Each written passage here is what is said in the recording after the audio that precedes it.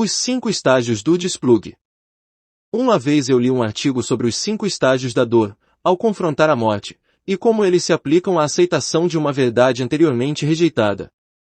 Sim, eu sei, não há fim para as interpretações ridículas desta lista pop superutilizada, mas eu estava curioso sobre como isso poderia se aplicar a um CFP vindo a se familiarizar com a desconexão da Matrix. Então eu fiz uma pesquisa, e o que eu encontrei no meu blog Roll foi isso. Negação. Ainda plugado. Esses caras do jogo são um bando de palhaços, não tem como isso funcionar com as mulheres. As mulheres não são idiotas. Que bando de misóginos. 2. Raiva. Conscientização pós-Red Pill, isso é ridículo. Por que eu deveria ter que passar por todos esses obstáculos por mulheres? Eu só quero ser eu mesmo. Por que eu não pude ser um alfa natural marca registrada? Eu culpo meus pais, irmãos, professores, Deus, liberais, feministas, mídia, sociedade. Talvez aqueles assassinos em massa famintos por bocetas não fossem tão loucos assim. 3. Negociação. Desplugado. Bem, talvez tenha alguns pontos positivos, mas esqueça as garotas gostosas, elas estão fora do meu alcance. Vou tentar se isso puder me ajudar a chegar a algum lugar com uma garota qualquer. Eu tenho que usar o chapéu felpudo e o esmalte preto. 4. Depressão. Sabor amargo da pílula vermelha. Uau! As mulheres realmente respondem a esse tipo de atuação. E caras gastam muito dinheiro, e conseguem mais bundas do que um assento vaso sanitário. E eu entrei nessa para isso. O mundo é triste e eu também sou. 5. Aceitação. Consciência do jogo. Talvez seja assim que as coisas realmente funcionam. Eu acho que eu deveria desistir da mitologia das relações de gênero em que eu acreditava. E, o que você acha dessas negs que eu criei? 6. Debilitado asterisco. Permutações de militou. Foda-se aprender todas essas regras. Sexo não vale a pena, e as mulheres não são tão divertidas assim mesmo. A última coisa que quero fazer é aprender rotinas ou os 5 estágios de picape. Há muitos sites, muito para ler, não consigo me lembrar de tudo e muito menos compreender tudo. Quem tem todo esse tempo para sair e conversar com mulheres de qualquer maneira? Não é como se eu visse qualquer mulher com menos de 40 anos no meu trabalho de engenharia para praticar. Videogames e pornografia são mais divertidos e mais disponíveis. Eu apenas preciso me arrumar bem, e as mulheres virão até mim. Recebo uma tonelada de mensagens privadas de membros do fórum, e leio tópicos sobre caras com amigos ou parentes ou que estão superando relacionamentos horríveis, e como eles tentaram desplugá-los, apenas para enfrentar uma resistência rígida. Olhando para este processo até a aceitação, não é de se admirar o porquê. Este é um acréscimo tardio à lista, dificilmente original e discutivelmente relevante, mas eu adicionei-o por medida de precaução, já que é um efeito comum do desplug. O gosto amargo da pílula vermelha. Eu vou terminar este capítulo com um dos ensaios mais importantes do Racional Mali que escrevi de acordo com meus leitores. Guardei isso por último porque é a precaução mais importante a ter em conta quando os seus olhos estão a ser abertos e você, ou as pessoas que conhece, estão preocupados com a sua transformação em tornar-se consciente do jogo pílula vermelha. Muito se faz da tríade negra ou do lado negro do jogo, onde um jogador habilidoso pode usar sadicamente seus recém-adquiridos superpoderes para o mal, em vez do maior benefício de si mesmo e da humanidade. As mulheres conscientes do jogo, aquelas que foram exaustas à força de toda a pretensão de manter a ilusão de que o jogo é uma mentira, sentirão que lhes é devido, na sua concessão da realidade do jogo, que os homens devem usar o jogo para benefício principal das mulheres. Mesmo para o último esforço, as mulheres ainda se apegam às ferramentas de uma aculturação feminizada. Sim, ok, você nos pegou. O jogo é realmente o que as mulheres querem, a hipergamia é a lei do mundo feminino, mas agora é sua responsabilidade que você o use para o melhor benefício da sociedade, moldando uma nova geração de homens beta conscientes do jogo, para acomodar uma monogamia centrada no feminino. Você nos deve nossa segurança por ter admitido a grande ilusão que o manteve sob controle por tanto tempo. É uma acusação de mulheres conscientes do jogo, e homens simpatizantes, que eles deveriam sentir a necessidade de delinear alguns aspectos do jogo em campos bons, pró-mulher, pró-monogamia feminizada, e campos ruins, manipuladores, poligâmicos, centrados no masculino. Mesmo na admissão da verdade que o jogo iluminou os homens, o imperativo feminino ainda procura categorizar a aplicação do jogo para servir ao seu próprio fim. Que os homens possam ter algum meio de acesso à sua própria estratégia sexual é uma ameaça terrível demais. O jogo deve ser ou bom, ou mal, conforme condiga respeito aos imperativos das mulheres e é uma norma social centrada no feminino. Como a preocupação padrão, socialmente correta e virtuosa, as mulheres têm mais facilidade com isso. À medida que o jogo se torna cada vez mais difícil de negar ou desviar para o feminino, o próximo passo natural para aceitá-lo passa a ser qualificar seus usos aceitáveis. Embora a hipergamia seja uma verdade feia sobre as mulheres, a caracterização dela se torna, exatamente como as mulheres são, um infeliz legado de sua evolução. No entanto, para os homens, as caracterizações dos aspectos mais duros do jogo em sua forma mais bruta, contingências para a hipergamia, são apelidadas de artes das trevas, por aqueles que têm interesse em manter a primazia feminina. O mito das artes das trevas. De acordo com a definição comum, a tríade negra é um grupo de 3 traços de personalidade: narcisismo, maquiavelismo e psicopatia, todos os quais são interpessoalmente aversivos. Dependendo do contexto, essa pode ser uma avaliação conveniente de uma personalidade sociopata, mas dificilmente é uma avaliação precisa do jogo como um todo. Em seu desespero para chegar a um acordo com uma aceitação mais generalizada do jogo, o imperativo feminino teve que fazer algum esforço para dissuadir o homem comum, ou seja, o beta, de abraçar os meios para sua liberação da matriz feminina.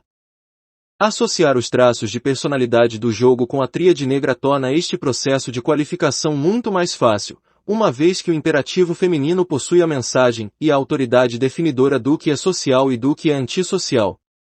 O problema torna-se então o de definir que uso aceitável de jogo é social e antissocial. Previsivelmente, as mulheres que aceitam o jogo vão querer jogá-lo em termos do que lhes seja adequado individualmente e acomode suas próprias condições pessoais, bem como para as prioridades da sua fase particular da vida. No entanto, devido a condições tão diversas, consequentemente há muita discordância entre as mulheres que aceitam o jogo sobre o que deve constituir o uso apropriado. Assim, uma forma de racionalização sobre aspectos do jogo é jogada em seus debates internos. Para homens feminizados, este é um debate muito confuso. É difícil o suficiente para eles aceitarem que as mulheres amam babacas, apesar de terem sido ditos o contrário pela metade de suas vidas pelas mulheres, mas para as mulheres que aceitam um jogo que eles ainda acham que são de qualidade, é uma amarga pílula para ele quando essas mesmas mulheres debatem aspectos de qualidades aceitáveis, amáveis, parecidas com as do babaca, e as inaceitáveis, mas e manipulatórias qualidades do babaca das artes das trevas, que apenas contextualmente se desalinham com suas condições e prioridades presentes. Tanto para o plugado quanto para o recém-desplugado, é uma incongruência que eles têm dificuldade em reconciliar com os ideais de moralismo que uma sociedade centrada no feminino inconscientemente os convenceu. Embora um entendimento mais amplo da hipergamia e do jogo seja uma ferramenta útil para homens solteiros esclarecidos, o plugado beta que aceita o jogo ainda o verá estritamente como um meio de satisfazer o imperativo feminino, o provisionamento monogâmico a longo prazo. Qualquer desvio desta narrativa, qualquer indivíduo usando o jogo para ganho pessoal, prazer pessoal ou para decretar sua própria estratégia sexual é culpado de crimes contra a sociedade, feminizada. Uma vez que o bem maior da sociedade foi definido pelo imperativo feminino, qualquer coisa contrária a ele é definitivamente uma sociopatia má, contraproducente, antissocial e manipuladora. O sabor amargo da pílula vermelha. A verdade o libertará, mas isso não faz a verdade doer menos, nem torna a verdade mais bonita, e certamente não te isenta das responsabilidades que a verdade exige. Um dos maiores obstáculos que os caras enfrentam na desconexão é aceitar as duras verdades que o jogo e uma nova consciência das relações de gênero impõem a eles.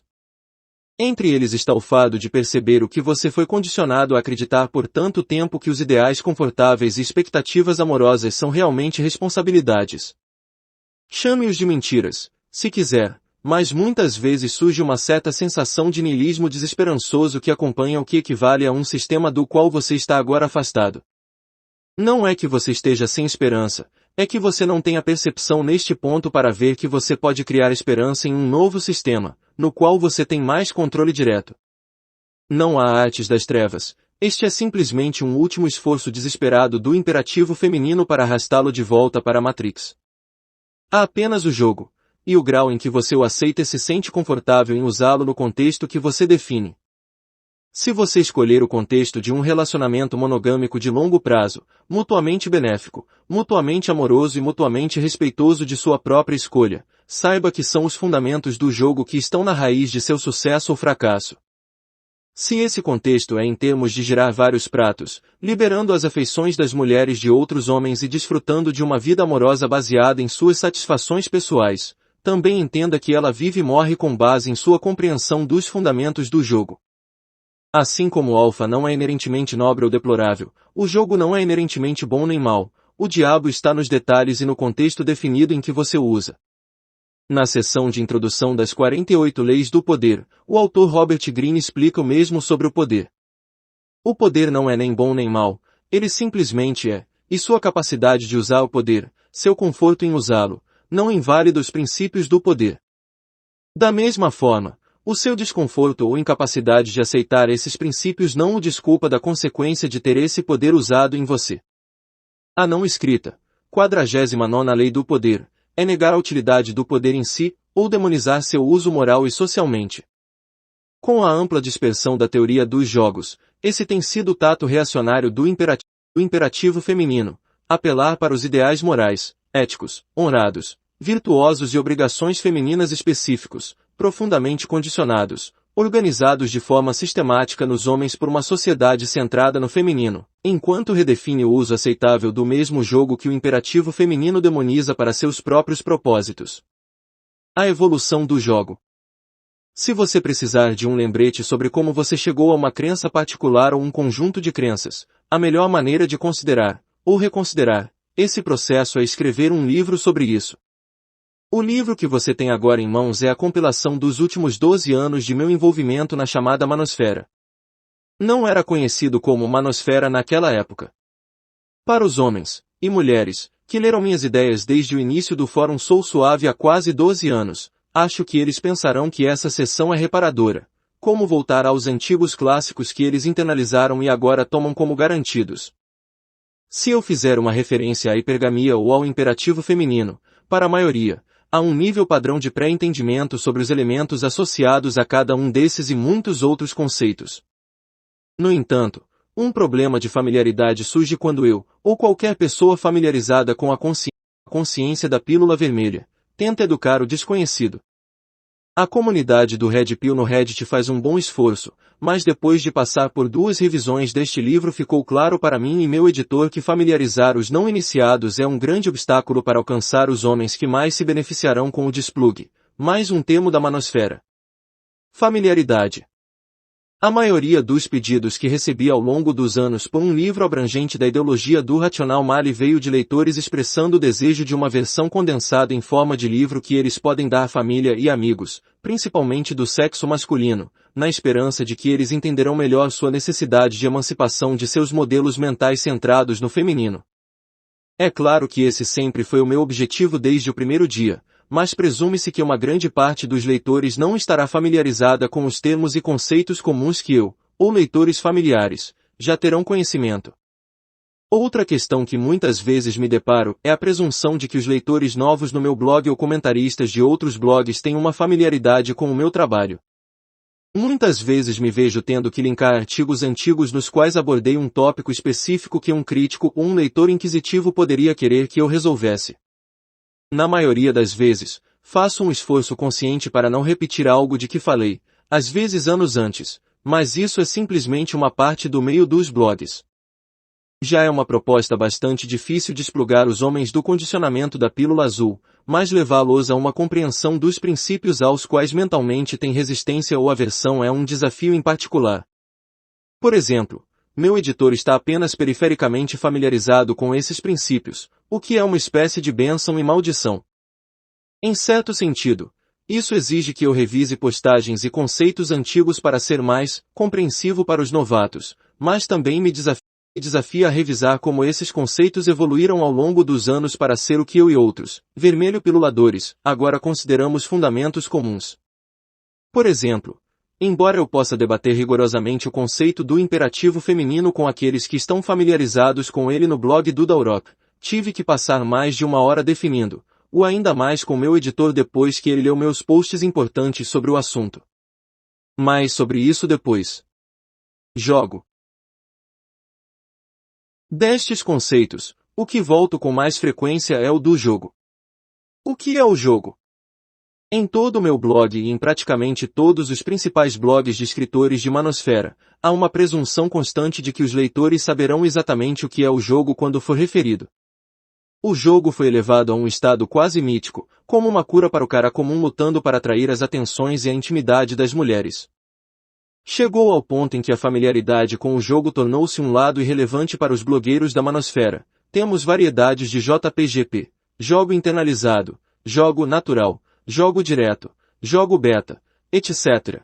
Mas definir o termo jogo para alguém que não esteja familiarizado com os meandros muito envolvidos, os comportamentos e os princípios psicológicos subjacentes nos quais o jogo é fundado, é realmente difícil para que os não iniciados entendam por completo no começo. Para o não familiar, apenas a palavra jogo parece inferir trapaça ou manipulação. Você não está sendo real se estiver jogando um jogo, então, desde o início, estamos começando com uma desvantagem de percepção. Isso é ainda mais complicado quando se tenta explicar os conceitos do jogo para um cara que só foi condicionado a ser ele mesmo, com as mulheres e como as mulheres supostamente detestam os caras, que fazem jogos, com elas. Por pior que isso pareça, é a explicação de como o jogo é mais do que a percepção comum que leva a discussão para o novo leitor, para que isso lhe seja explicado.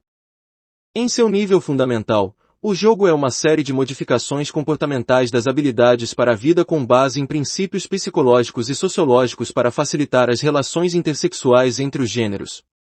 Jogo primitivo. Em seu humilde começo, jogo era um conjunto de comportamentos, aprendido, adaptado e modificado com o propósito expresso de melhorar o sucesso sexual de um cara com as mulheres a quem ele tinha acesso limitado, se algum. O jogo foi definido como uma série de habilidades comportamentais e técnicas observacionalmente experimentadas e desenvolvidas pela florescente cultura pua, pick-up artist, do início dos anos 2000. Embora houvesse um reconhecimento periférico dado à psicologia que tornava esses comportamentos eficazes, o objetivo era mais sobre o resultado e menos sobre a mecânica mental que tornava o resultado possível. Esta introdução foi o primeiro contato da manosfera atual com o jogo formalizado.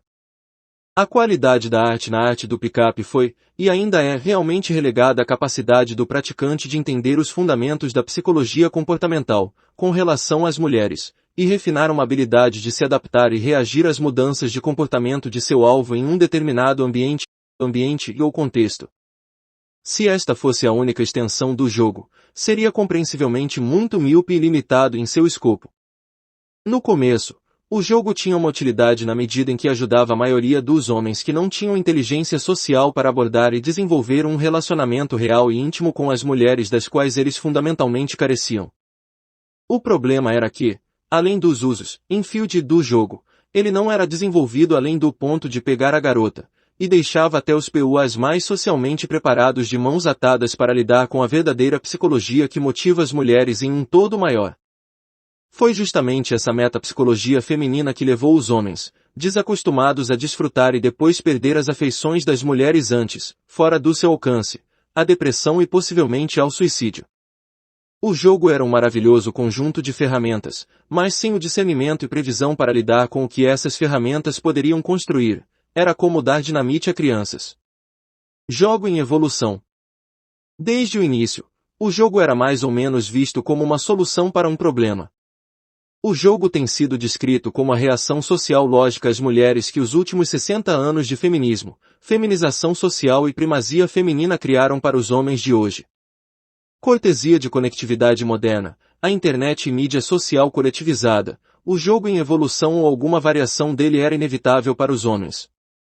Apesar do estigma social público, do ridículo e da completa hostilidade aos homens que tentavam entender as psicologias das mulheres, em particular a internet facilitou um consórcio global de homens comparando experiências, relacionando observações e testando teorias.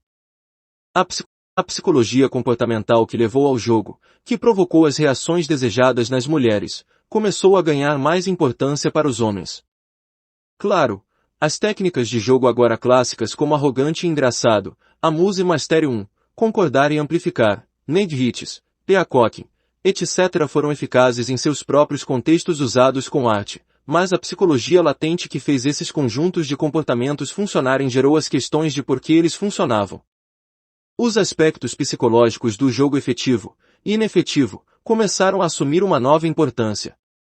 Através desta exploração mais ampla do papel que os fatores biológicos, psicológicos e sociológicos influenciavam no jogo, surgiram novas ideias, teorias e modelos experimentais que levaram a novos conjuntos comportamentais de jogo e o abandono de outros menos efetivos.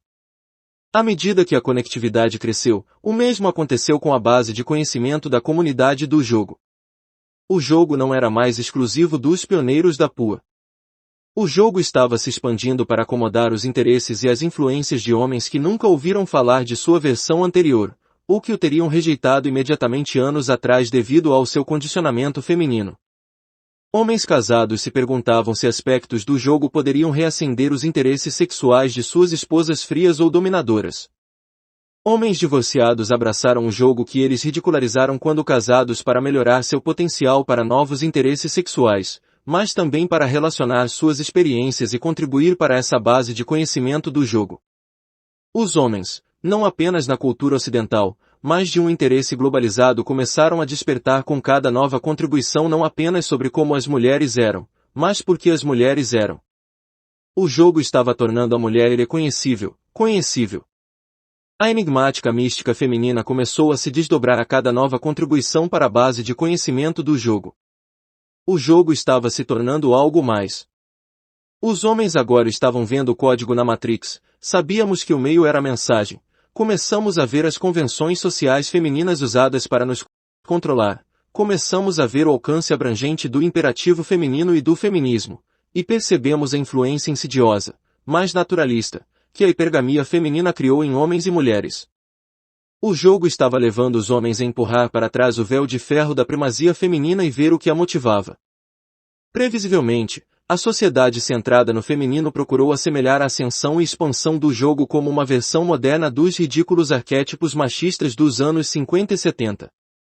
A ameaça de uma forma de jogo em evolução e mais intelectualmente válido tinha que ser ridicularizada e envergonhada como qualquer outra coisa masculina, então a associação com seus infames precursores do PUA era a escolha óbvia para o imperativo feminino. O apelo padrão feminino ao beco sem saída masculino foi o primeiro recurso. Qualquer homem que desejasse aprender jogo era menos que um homem por ter esse desejo, mas também menos homem por não conhecer o jogo, como aprovado pelo imperativo feminino. Qualquer cara que estivesse realmente pagando ou pessoalmente investindo em jogo estava associado à cultura PUA que foi caracterizada como um retorno ao Leisure Suit Leure 2 dos anos 70. Jogo contemporâneo. Apesar de todos os seus esforços para marginalizar e envergonhar o jogo de volta à obscuridade, o imperativo feminino descobriu que o movimento do jogo não estava sendo intimidado tão facilmente quanto poderia ter sido em meados dos anos 90. O imperativo recaía sobre as alegorias confiáveis e as convenções sociais que sempre levaram o masculino de volta ao conformismo. No ápice do femcentrismo, na década de 90, essas construções sociais funcionaram bem em um imperativo masculino isolado, envergonhado e ignorante, mas com a evolução da internet, no final dos anos 2000, o jogo estava se transformando em uma ameaça que exigia novas convenções operativas femininas para contê-lo. O jogo evoluiu para além dos conjuntos comportamentais e para além da mecânica psicológica e sociológica que sublinhava a psique das mulheres e as socializações mais amplas. Embora ainda abrangendo toda a evolução anterior, o jogo estava se tornando consciente da meta-escala social mais ampla do imperativo feminino. O jogo começou a ir além das questões de por que as mulheres são do jeito que são, e em reunir como as aculturações intergênero que experimentamos hoje são o que são. O jogo perguntou como chegamos a isso. O jogo se ramificou em áreas específicas de interesse em seu escopo para responder a essas questões mais abrangentes e resolver problemas mais amplos. Embora ainda tenhamos todas as versões anteriores do jogo, expandimos para o jogo cristianizado, jogo casado, jogo divorciado, jogo socializado, jogo do ensino médio, etc. No entanto, a base de todas essas áreas de especialização ainda era a necessidade de internalizar e personalizar o jogo na vida de um homem. O jogo foi o caminho para o reempoderamento masculino. Um empoderamento que até as mulheres de hoje ainda acham que os homens deviam seguir. O jogo exigia uma reinterpretação da masculinidade em relação a algo positivo, benéfico e competente, algo totalmente à parte dos arquétipos negativos, vergonhosos e ridículos que 60 anos de feminização haviam convencido os homens e mulheres. Chame de alfa, chame de masculinidade positiva, mas jogo requer a reimaginação da importância do imperativo masculino. O jogo precisa que os homens mudem de ideia sobre si mesmos. Não precisa ser dito que, mesmo nos seus contextos mais positivos, o reempoderamento masculino que o jogo levou era uma ameaça demasiado grande para o imperativo feminino permitir. Controlar as inseguranças intrínsecas em que o imperativo feminino é fundado sempre dependeu da ignorância dos homens sobre seu verdadeiro valor pessoal e da sua verdadeira necessidade para as mulheres. Os homens têm que continuar sendo necessitosos das mulheres, para que sua insegurança seja assegurada, e o controle do imperativo feminino seja garantido. O poço de conhecimento e consciência que o jogo representava tinha que ser envenenado. As convenções sociais nas quais o imperativo feminino dependia há décadas não eram mais tão efetivas quanto eram em uma era pré-internet. A contínua expansão do jogo nos domínios social, psicológico, evolucionário e biológico era uma evidência de que o jogo era algo que aquela antiga convenção não podia conter, de modo que o imperativo desenvolveu novos status ao mesmo tempo que reinventava os antigos. Envergonhar e ridicularizar eram, e ainda são, as táticas rudimentares que os menos intelectuais do imperativo feminino recorriam, mas a expansividade do jogo precisava de algo que o distorcesse mais. Os defensores do imperativo feminino começaram a admitir certos pontos universais que o jogo havia afirmado há muito tempo sobre a natureza feminina, e o imperativo feminino havia há muito rejeitado, em um esforço para cooptar o impulso social que o jogo levou mais de uma década para desenvolver. O imperativo feminino não podia argumentar com a validade extensiva e comprovável dos princípios do jogo, por isso procura, reprojetar o jogo a partir de dentro e modificá-lo para seu próprio propósito.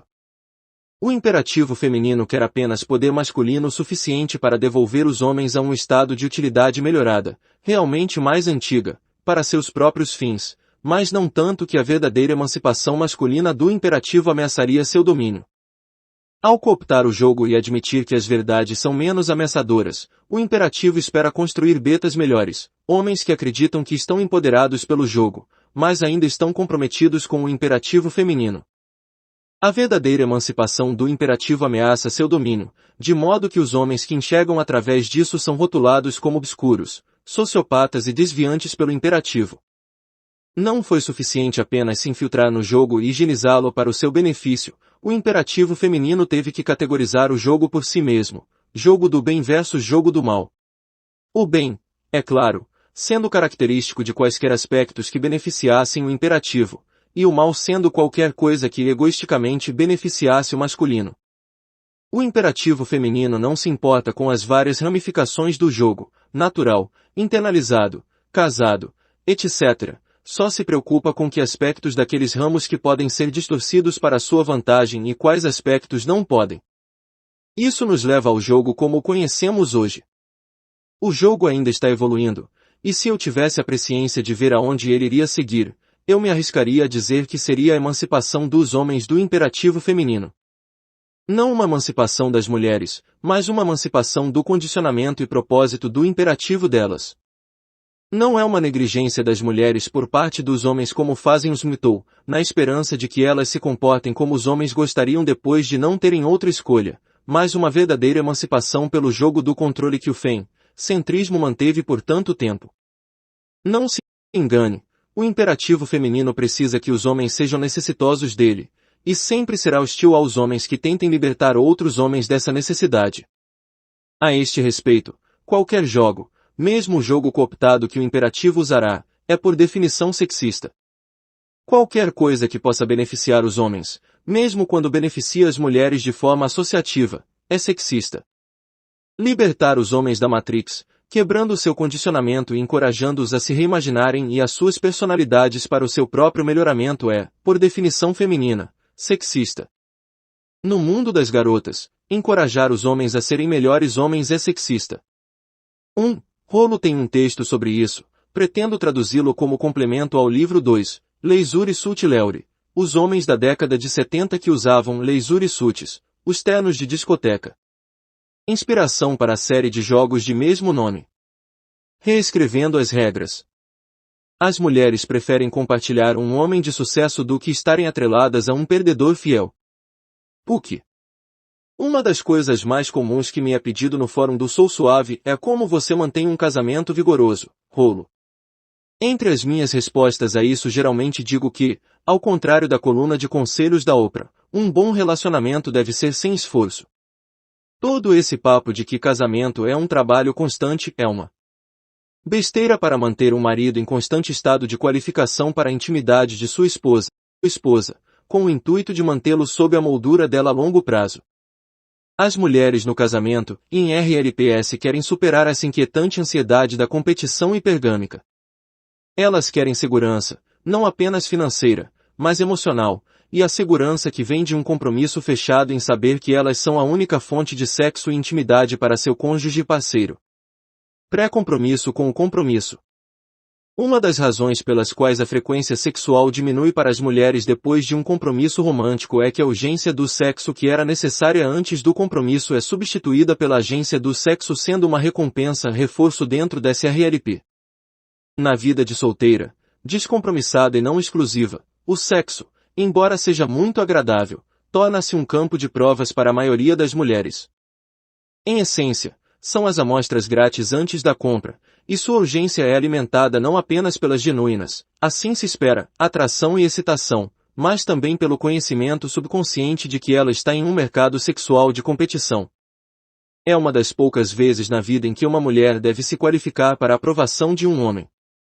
É certo que a maioria dos homens é tão desprovida de sexo ou tão inexperiente no início da vida que a venda geralmente não é difícil para ela. No entanto, em algum nível de consciência, mesmo quando a venda é virtualmente garantida, ela está ciente de que ela poderia ser substituída por uma concorrente melhor. A hipergamia leva as mulheres a sustentar o interesse de um homem em potencial. Este, então, é o contraste para a interação sexual comprometida. A dinâmica agora muda de qualificação sexual para sexo utilitário. Agora, antes que alguém tire conclusões precipitadas, sim, o sexo ainda é agradável, ele ainda pode ser apaixonado, e ela definitivamente pode querer, mas o ímpeto muda. O sexo é agora uma ferramenta. Em sua vida sexual descompromissada, era uma ferramenta de qualificação. Em sua vida de RLP, é uma ferramenta para a conformidade. Isso é bastante óbvio, e pode ser mais ou menos extremo dependendo da disposição da mulher ou do quão importante uma questão específica é para ela, mas não se engane. Não há uma mulher no planeta que não tome sua agência sexual em conta quando se trata de seu marido RLP. Essa agência pode ser mais ou menos valiosa, dependendo de sua aparência, comportamento, disponibilidade sexual, etc., em comparação com o valor do mercado sexual do homem com quem ela está emparelhada. E é aí que a regra fundamental dos relacionamentos entra em jogo. Esta é a constante interação de disputa para saber quem é mais dependente do outro. As mulheres há mais de 50 anos fizeram um grande esforço usando convenções sociais para estabelecer sua sexualidade como o fim de tudo para os homens no poder.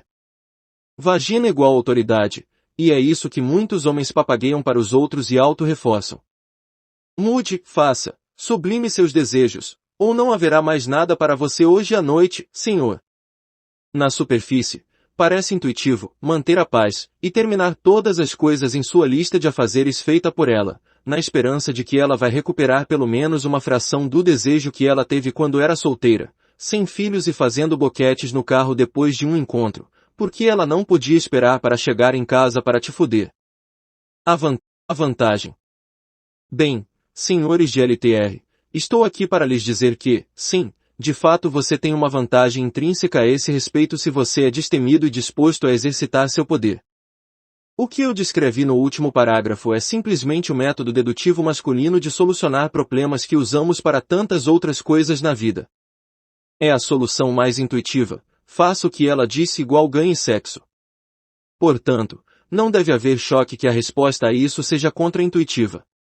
Você deve encontrar maneiras de, sutilmente, retornar ao estado de ansiedade da competição que ela tinha no começo. Eu enfatizo sutilmente, porque, como com quase todo o resto feminino, fazê-lo abertamente será recebido com hostilidade, ressentimento e, na melhor das hipóteses, complacência obrigatória. Para obter mais, algum sexo, para manter a moldura, para inspirar mais respeito nela, você deve se desvencilhar dela.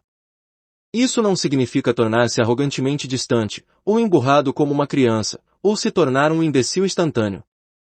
Esses são sinais e métodos evidentes. O que é necessário é uma reafirmação incremental de si mesmo como a principal, e que a agência sexual dela, embora ainda bem-vinda, não seja um motivador para suas próprias decisões. Eu gosto de dizer que nenhuma vagina vale anos de arrependimento, mas é exatamente onde a maioria dos homens se encontra, porque eles não estão dispostos ou são incapazes de se desvencilhar da vagina.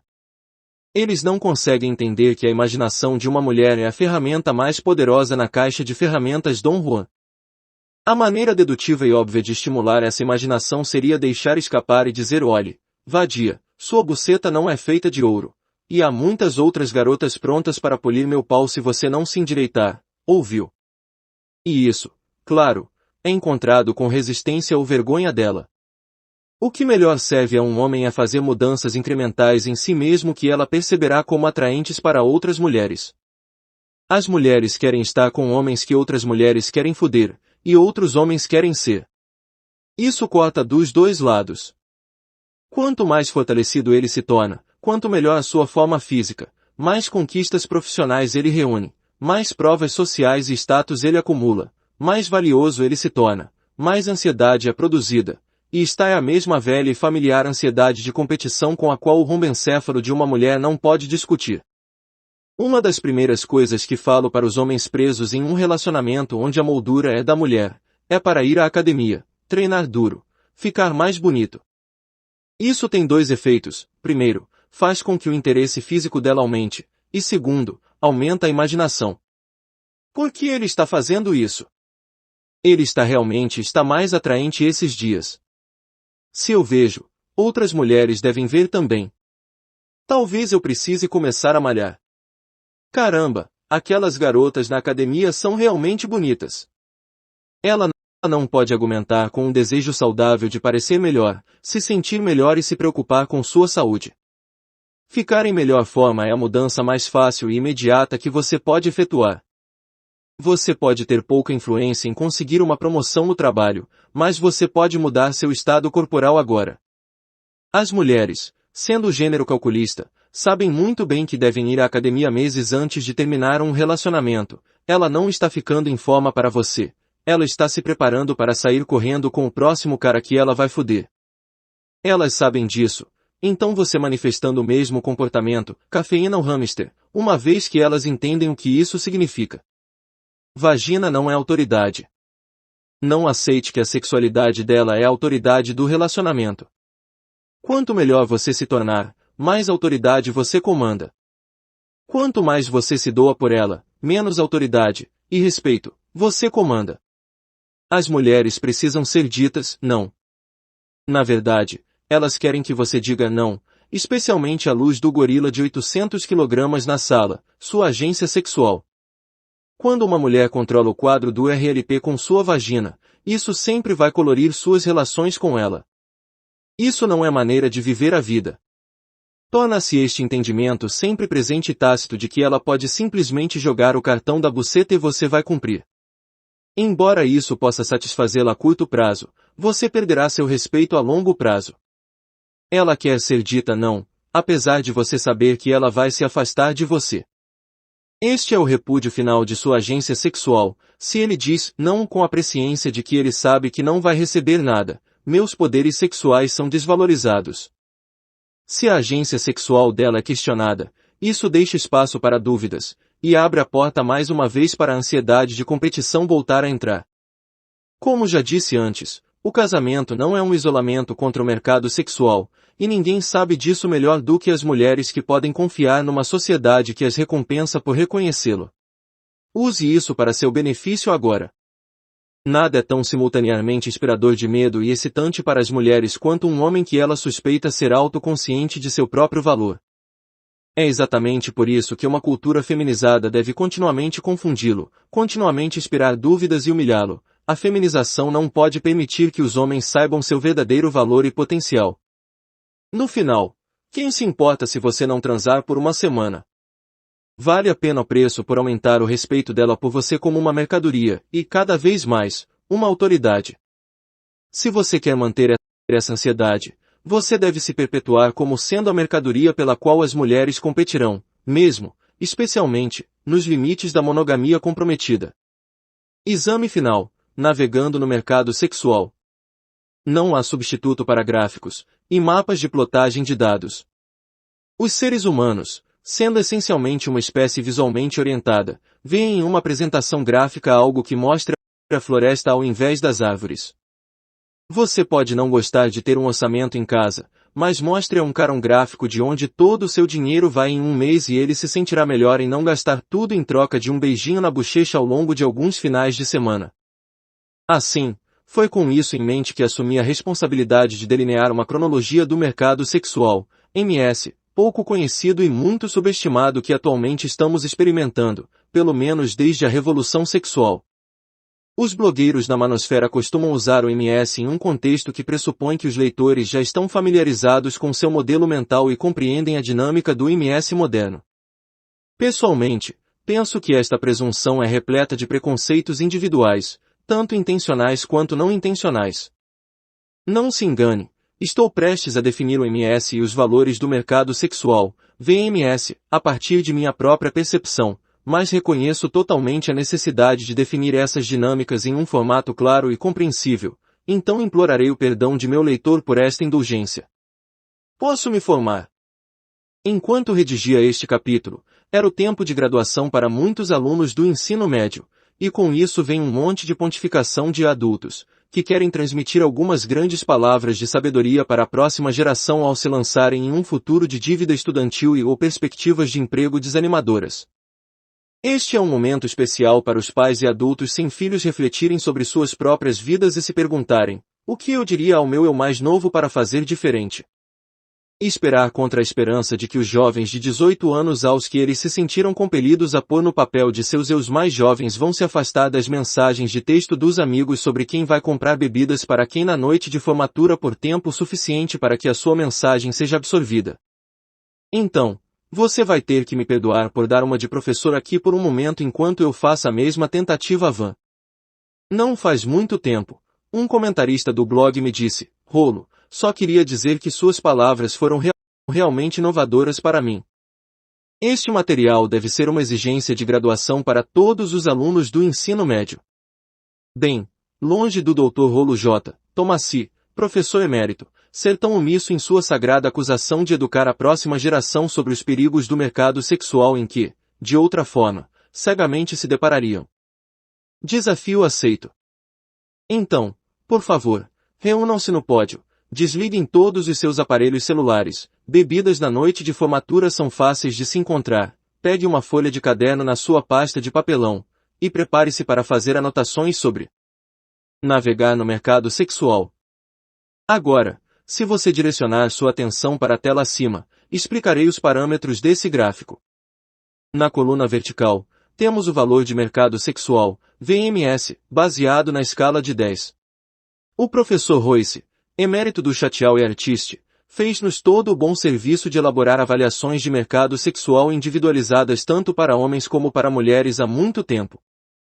No entanto, para os nossos propósitos hoje, é importante notar que as avaliações que estou ilustrando aqui são para demonstrar um valor sexual global baseado em perspectivas de procriação de longo e curto prazo, desejabilidade relacional, capacidade de provisão masculina, fertilidade feminina, desejo sexual e disponibilidade, etc. Sua milhagem pode variar, mas basta dizer que a escala de 10 destina-se a refletir um valor global como visto por um sexo pelo outro. Os valores discrepantes sempre serão um elemento de qualquer estudo, mas a intenção é representar as médias gerais aqui. Na métrica horizontal, temos uma linha do tempo com base na idade do respectivo sexo. Dividi isso em etapas de incrementos de 5 anos, mas com idades notáveis representadas para uma fase significativa de avaliação da vida para cada sexo a ser detalhada mais adiante em nossa palestra. Como uma parte aqui, você pode notar que comecei a faixa etária do VMS aos 15 anos. Isso é intencional, pois é o ponto de partida básico para o valor de desejabilidade média das meninas, avaliadas pelos meninos médio da mesma idade. Também digno de nota será a faixa etária entre 23 e 36 anos, que representa o pico de anos entre os sexos, também a ser detalhado mais tarde. Por fim, delineei a curva de sino do intervalo de VMS de cada gênero, e indiquei as fases onde elas se cruzam de acordo. VMS das mulheres. Em vários contextos, o VMS feminino é, sem dúvida, o tema mais discutido na manosfera. Por mais que tentemos convencer uma mulher de que seu pico sexual está na verdade entre 18 e 25 anos, é sempre um esforço em debater a negação. Apesar de todas as tentativas autoconvincentes de redefinir a avaliação sexual ao contrário, o VMS para as mulheres é decidido, em última instância, pelos homens, não pelas mulheres. Assim, essa curva de sino é destinada a representar o valor sexual das mulheres com base nas métricas dos homens, e não como as mulheres, por meio da incessante engenharia social, gostariam de definir a desejabilidade. À medida que continuamos, você pode ver que os anos de pico para o VMS feminino são por volta dos 23 anos. Fertilidade, desejabilidade, disponibilidade sexual e potencial total de excitação e atenção masculina atingem um ápice entre 22 e 24 anos de idade. Lembre-se de que essa aproximação não é uma estimativa de valor pessoal, fidelidade, intelecto, caráter ou qualquer métrica além de uma linha de base de desejo invocado nos homens. Senhoras, em média, este é o seu melhor ano.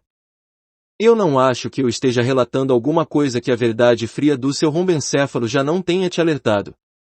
Em nenhuma outra fase da vida de uma mulher ela desfrutará de mais afirmação ou de uma legítima atenção masculina, mais zelosamente aplicada por sua aprovação sexual do que nesse breve trecho. Uma vez passado o ápice, todo esforço que ela gasta gerando sugestões de excitação masculina será uma tentativa de recapturar as experiências dessa fase.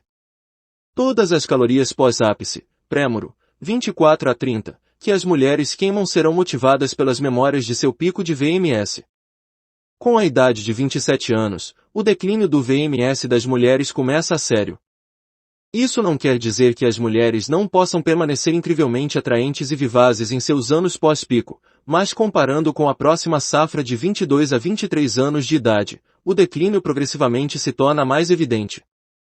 A competição por parceiros hipergamicamente adequados torna-se mais intensificada a cada ano que passa. A faixa etária entre 27 e 30 anos é subliminarmente a mais estressante para as mulheres à medida que a ficha cai de que elas precisam trocar seu protocolo de acasalamento de curto prazo dos seus anos de festa para uma estratégia de provisionamento de longo prazo. É neste ponto que as racionalizações de viver uma nova vida, ou se acertar consigo mesma, começam a ser formuladas. Não como resultado de culpa ou convicção per se, mas sim como uma função de aliviar as ansiedades associadas com a nova realidade que ela eventualmente não será mais capaz de competir efetivamente no mercado sexual. A frase está no muro, ou ela deve estabelecer sua própria segurança e aprovisionamento, ou se contentar com um provedor tão aceitável quanto sua aparência atual, a conveniência pessoal, e a agência sexual permitirão assegurar a longo prazo. Homens. Pode parecer terrivelmente pessimista colocar o VMS dos meninos em um ponto de partida tão baixo aos 15 anos, mas lembre-se de que estamos analisando as médias gerais. Uma garota de 15 anos vai considerar a aprovação sexual de um homem de 18 a 20 anos mais valiosa do que a dos seus companheiros da mesma idade.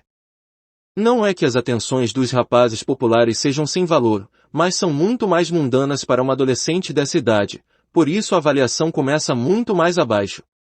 À medida que os homens envelhecem, você pode ver que seu VMS tende a estabilizar durante os 20 anos com um aumento gradual até os 30 anos. Isso representa o VMS de construção lenta dos homens à medida que se tornam mais valiosos por medidas de força física, gravidade social, status e maturidade, afluência, influência, e consorte, dominância. É um processo lento, infelizmente, do amadurecimento significativo de um homem para o seu VMS ápice, a maior parte ocorre quando as mulheres atingem o seu próprio pico de VMS. Aos 23 anos, enquanto uma mulher está desfrutando de seu valor máximo no MS, um homem está apenas começando a fazer sua própria ascensão gradual. Aos 36 anos, o homem médio alcançou seu próprio ápice relativo de VMS. É nesta fase que o seu apelo sexual, social ou profissional atingiu a maturidade. Supondo que ele tenha elevado ao máximo seu potencial possível, é nesse estágio que as diretrizes hipergâmicas das mulheres o considerarão mais aceitável para seu investimento de longo prazo. Ele é jovem o suficiente para manter seu físico, mas com idade suficiente para ter atingido a maturidade social e profissional. VMS comparativo e os anos de pico. Uma nota importante aqui é comparar o declínio do VMS de homens e mulheres. O VMS feminina, baseado principalmente no físico, tem um declínio muito mais acentuado do que o do homem, cujo declínio é medido através de uma capacidade decrescente para manter seu status, bem como sua saúde ou aparência. Como o VMS de um homem está basicamente enraizado em suas realizações pessoais, sua degradação de VMS tem muito mais potencial para a preservação. O VMS feminino queima de forma quente e curta, mas o dos homens queima lenta e prolongadamente. Agora, classe, foque sua atenção para o período crítico de 15 a 16 anos entre o pico de VMS de uma mulher e de um homem. Não é de se surpreender que esse período seja geralmente o mais socialmente tumultuado entre os sexos. A maioria dos primeiros casamentos ocorre aqui, a maternidade solteira acontece aqui, graduações, estabelecimentos de carreira, atingir o muro, e muitos outros eventos significativos da vida ocorrem neste estágio da vida. Portanto, é com um profundo senso de importância que entendemos o contexto do VMS e a influência do MS como prescrito para a experiência de cada sexo durante esse período. Aos 30 anos, os homens estão apenas começando a manifestar alguma protoconsciência de seu valor sexual inerente, enquanto, simultaneamente, as mulheres estão se tornando dolorosamente conscientes de sua incapacidade marcante de competir indefinidamente com suas competidoras sexuais.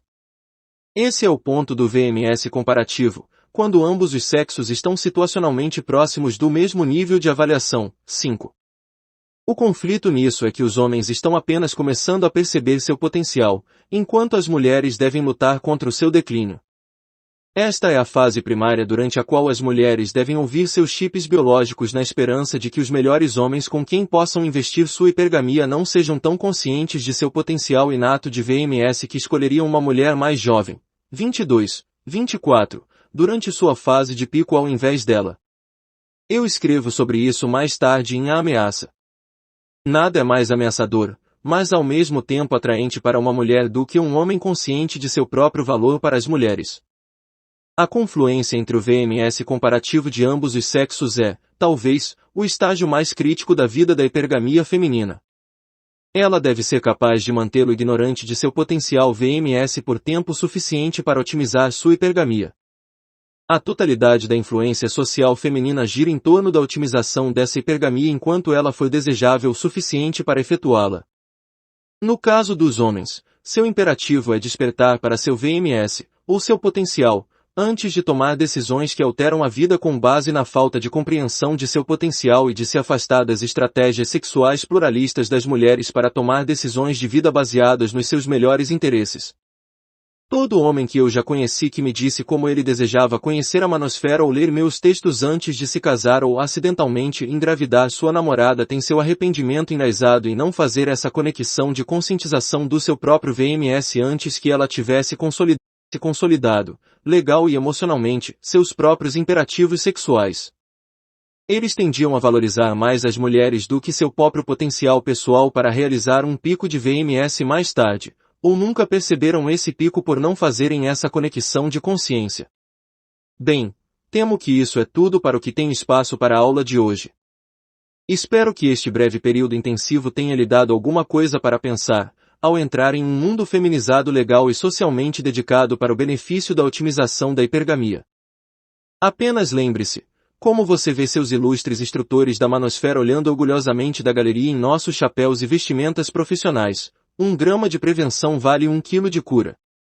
Classe dispensada. Nós somos quem dizemos que somos. Apenas seja você mesmo.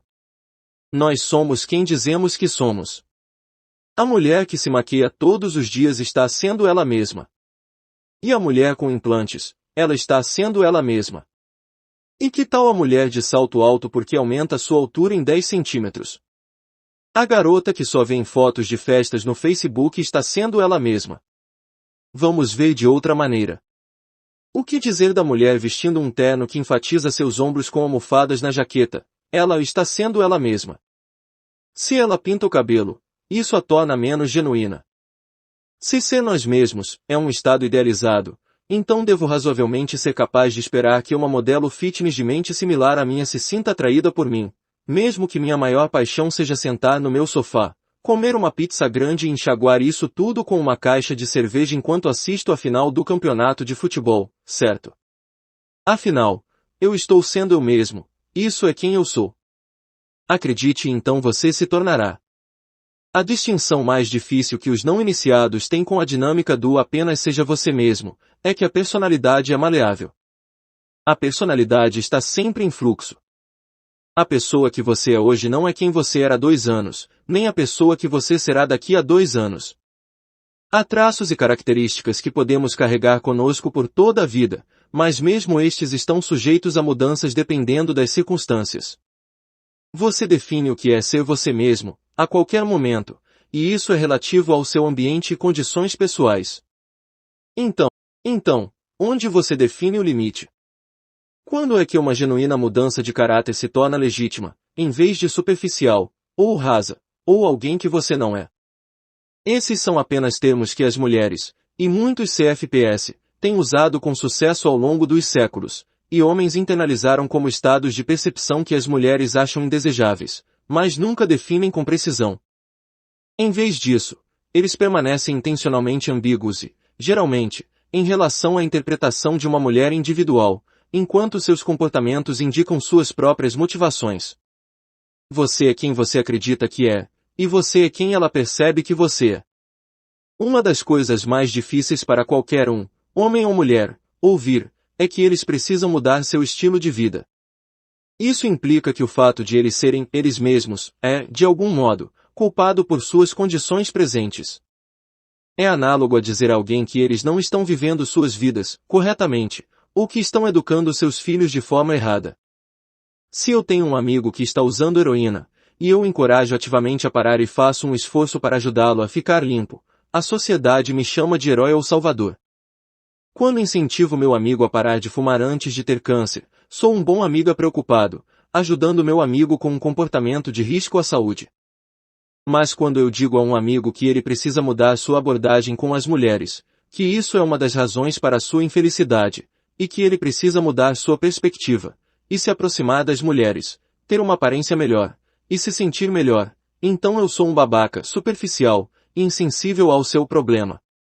Pior ainda é se quer tentar oferecer uma crítica construtiva, da forma mais positiva possível, de que uma pessoa pode melhorar a si mesma mudando sua perspectiva e modificando seu comportamento. A personalidade não é apenas maleável, mas pode mudar drasticamente sob condições específicas. Um exemplo simples disso são os veteranos de guerra com transtorno de estresse pós-traumático. Esses homens foram expostos a ambientes traumáticos que alteraram fundamentalmente suas personalidades. Embora esta seja uma ilustração extrema, mostra que se tornar uma pessoa diferente é uma questão de condições. Se minhas condições são tais que eu gosto de ficar em casa comendo uma pizza inteira e bebendo um pack com 6 Budweiser e assistindo anime em uma noite de sexta-feira, posso realisticamente esperar que a instrutora gostosa da academia venha até mim com o intuito de fazer sexo selvagem. E por que não? Afinal, eu estou apenas sendo eu mesmo, e ela deveria me amar como eu sou, certo? Se este fosse o meu caso, as condições que definem minha personalidade são incongruentes com atrair e com manter um relacionamento com alguém cujas condições não são as minhas. A SVM, apenas serva você mesmo, é uma convenção social operativa que ajuda a hipergamia. As mulheres ficam muito felizes em endossar e reforçar a política do ASVM, pelo raciocínio consciente de que soa como a coisa certa a dizer. É uma posição inatacável. Quem não gostaria que você fosse você? Se o que conta é o que está por dentro, então qualquer um que lhe diga para mudar deve estar manipulando você por suas próprias razões egoístas. Isso se encaixa muito bem no mantra de aceitação pessoal e de aceitação de gordura que a maioria das mulheres usará quando o impacto do muro começar a se manifestar em sua aparência física, e elas quiserem ser amadas por quem são, e não por aquilo que costumavam ser. No entanto, em um nível subconsciente, o propósito latente de promover a convenção social do ASVM nos homens é mais um mecanismo de filtragem da seleção sexual. Na verdade, é mais uma filtragem à prova de falhas na medida em que, exigindo socialmente uma genuinidade na população geral dos homens, as mulheres estão mais seguras na precisão de sua avaliação sexual dos homens. Se todos os homens estão apenas sendo eles mesmos, e são encorajados a ser a pessoa que verdadeiramente são, isso ajuda a mulher a determinar qual homem melhor satisfará sua hipergamia. Como afirmei em muitos posts anteriores, as mulheres alegam querer a honestidade dos homens, mas nenhuma mulher quer uma revelação completa. De um modo geral, aconselho isso porque serve para sustentar a aura de mistério do homem, apenas para ser progressivamente descoberta por mulheres com os níveis adequados de interesse e responsividade aos homens. No entanto, outro motivo para permanecer deliberadamente ambíguo é desarmar a dinâmica de ASVM que as mulheres supõem ser a psicologia padrão de um homem. Uma parte integral da manutenção do imperativo feminino como imperativo da sociedade envolve manter as mulheres como os principais selecionadores sexuais. O que isto significa é que a estratégia sexual de uma mulher exige que ela esteja em uma condição tão otimizada quanto sua capacidade, atratividade, permite, para que ela escolha entre os melhores machos disponíveis para satisfazer essa estratégia. A SVM é uma ferramenta para manter o imperativo feminino como um imperativo social. Além disso, a SVM serve para otimizar a hipergamia ao ajudar o senso de segurança de uma mulher em avaliar qual homem melhor se adequará à sua hipergamia. Ironicamente, a dinâmica do ASVM é suspensa quando uma relação monogâmica é estabelecida pela ansiedade da mulher em consertar seu parceiro uma vez nesse relacionamento. O que uma vez foi a pseudogenuinidade de apenas ele ser ele mesmo é substituído por estou trabalhando nele para que ele se torne o homem ideal para se encontrar com sua aprovação hipergâmica, expondo assim o absurdo calculado que a SVM realmente é desde o começo. Nós somos quem dizemos que somos. Podemos alterar nossas próprias personalidades, e tê-las alteradas por nossas condições, ou por qualquer combinação das duas, mas sugerir que a personalidade é estática é uma falsidade. A armadilha é pensar que alterar a personalidade é, de qualquer forma, desonesto. Há certamente atores, ou posers, maravilhosos, e coisas do tipo, que quando somos confrontados por eles, sentimos, ou mesmo sabemos, que estão forçando uma personalidade com a qual eles podem não estar totalmente à vontade, mas há mérito em uma doutrina finge até que você seja. Nós só percebemos isso como sendo falso, superficial, ou como tentando ser algo que você não é quando temos um conceito ou conhecimento de um conjunto anterior de comportamentos de personalidade. Se você conheceu um cara simpático, arrogante e agradável em um clube neste fim de semana, como vai saber se ele é real ou se está estendendo os limites de sua personalidade se não o conhecia antes?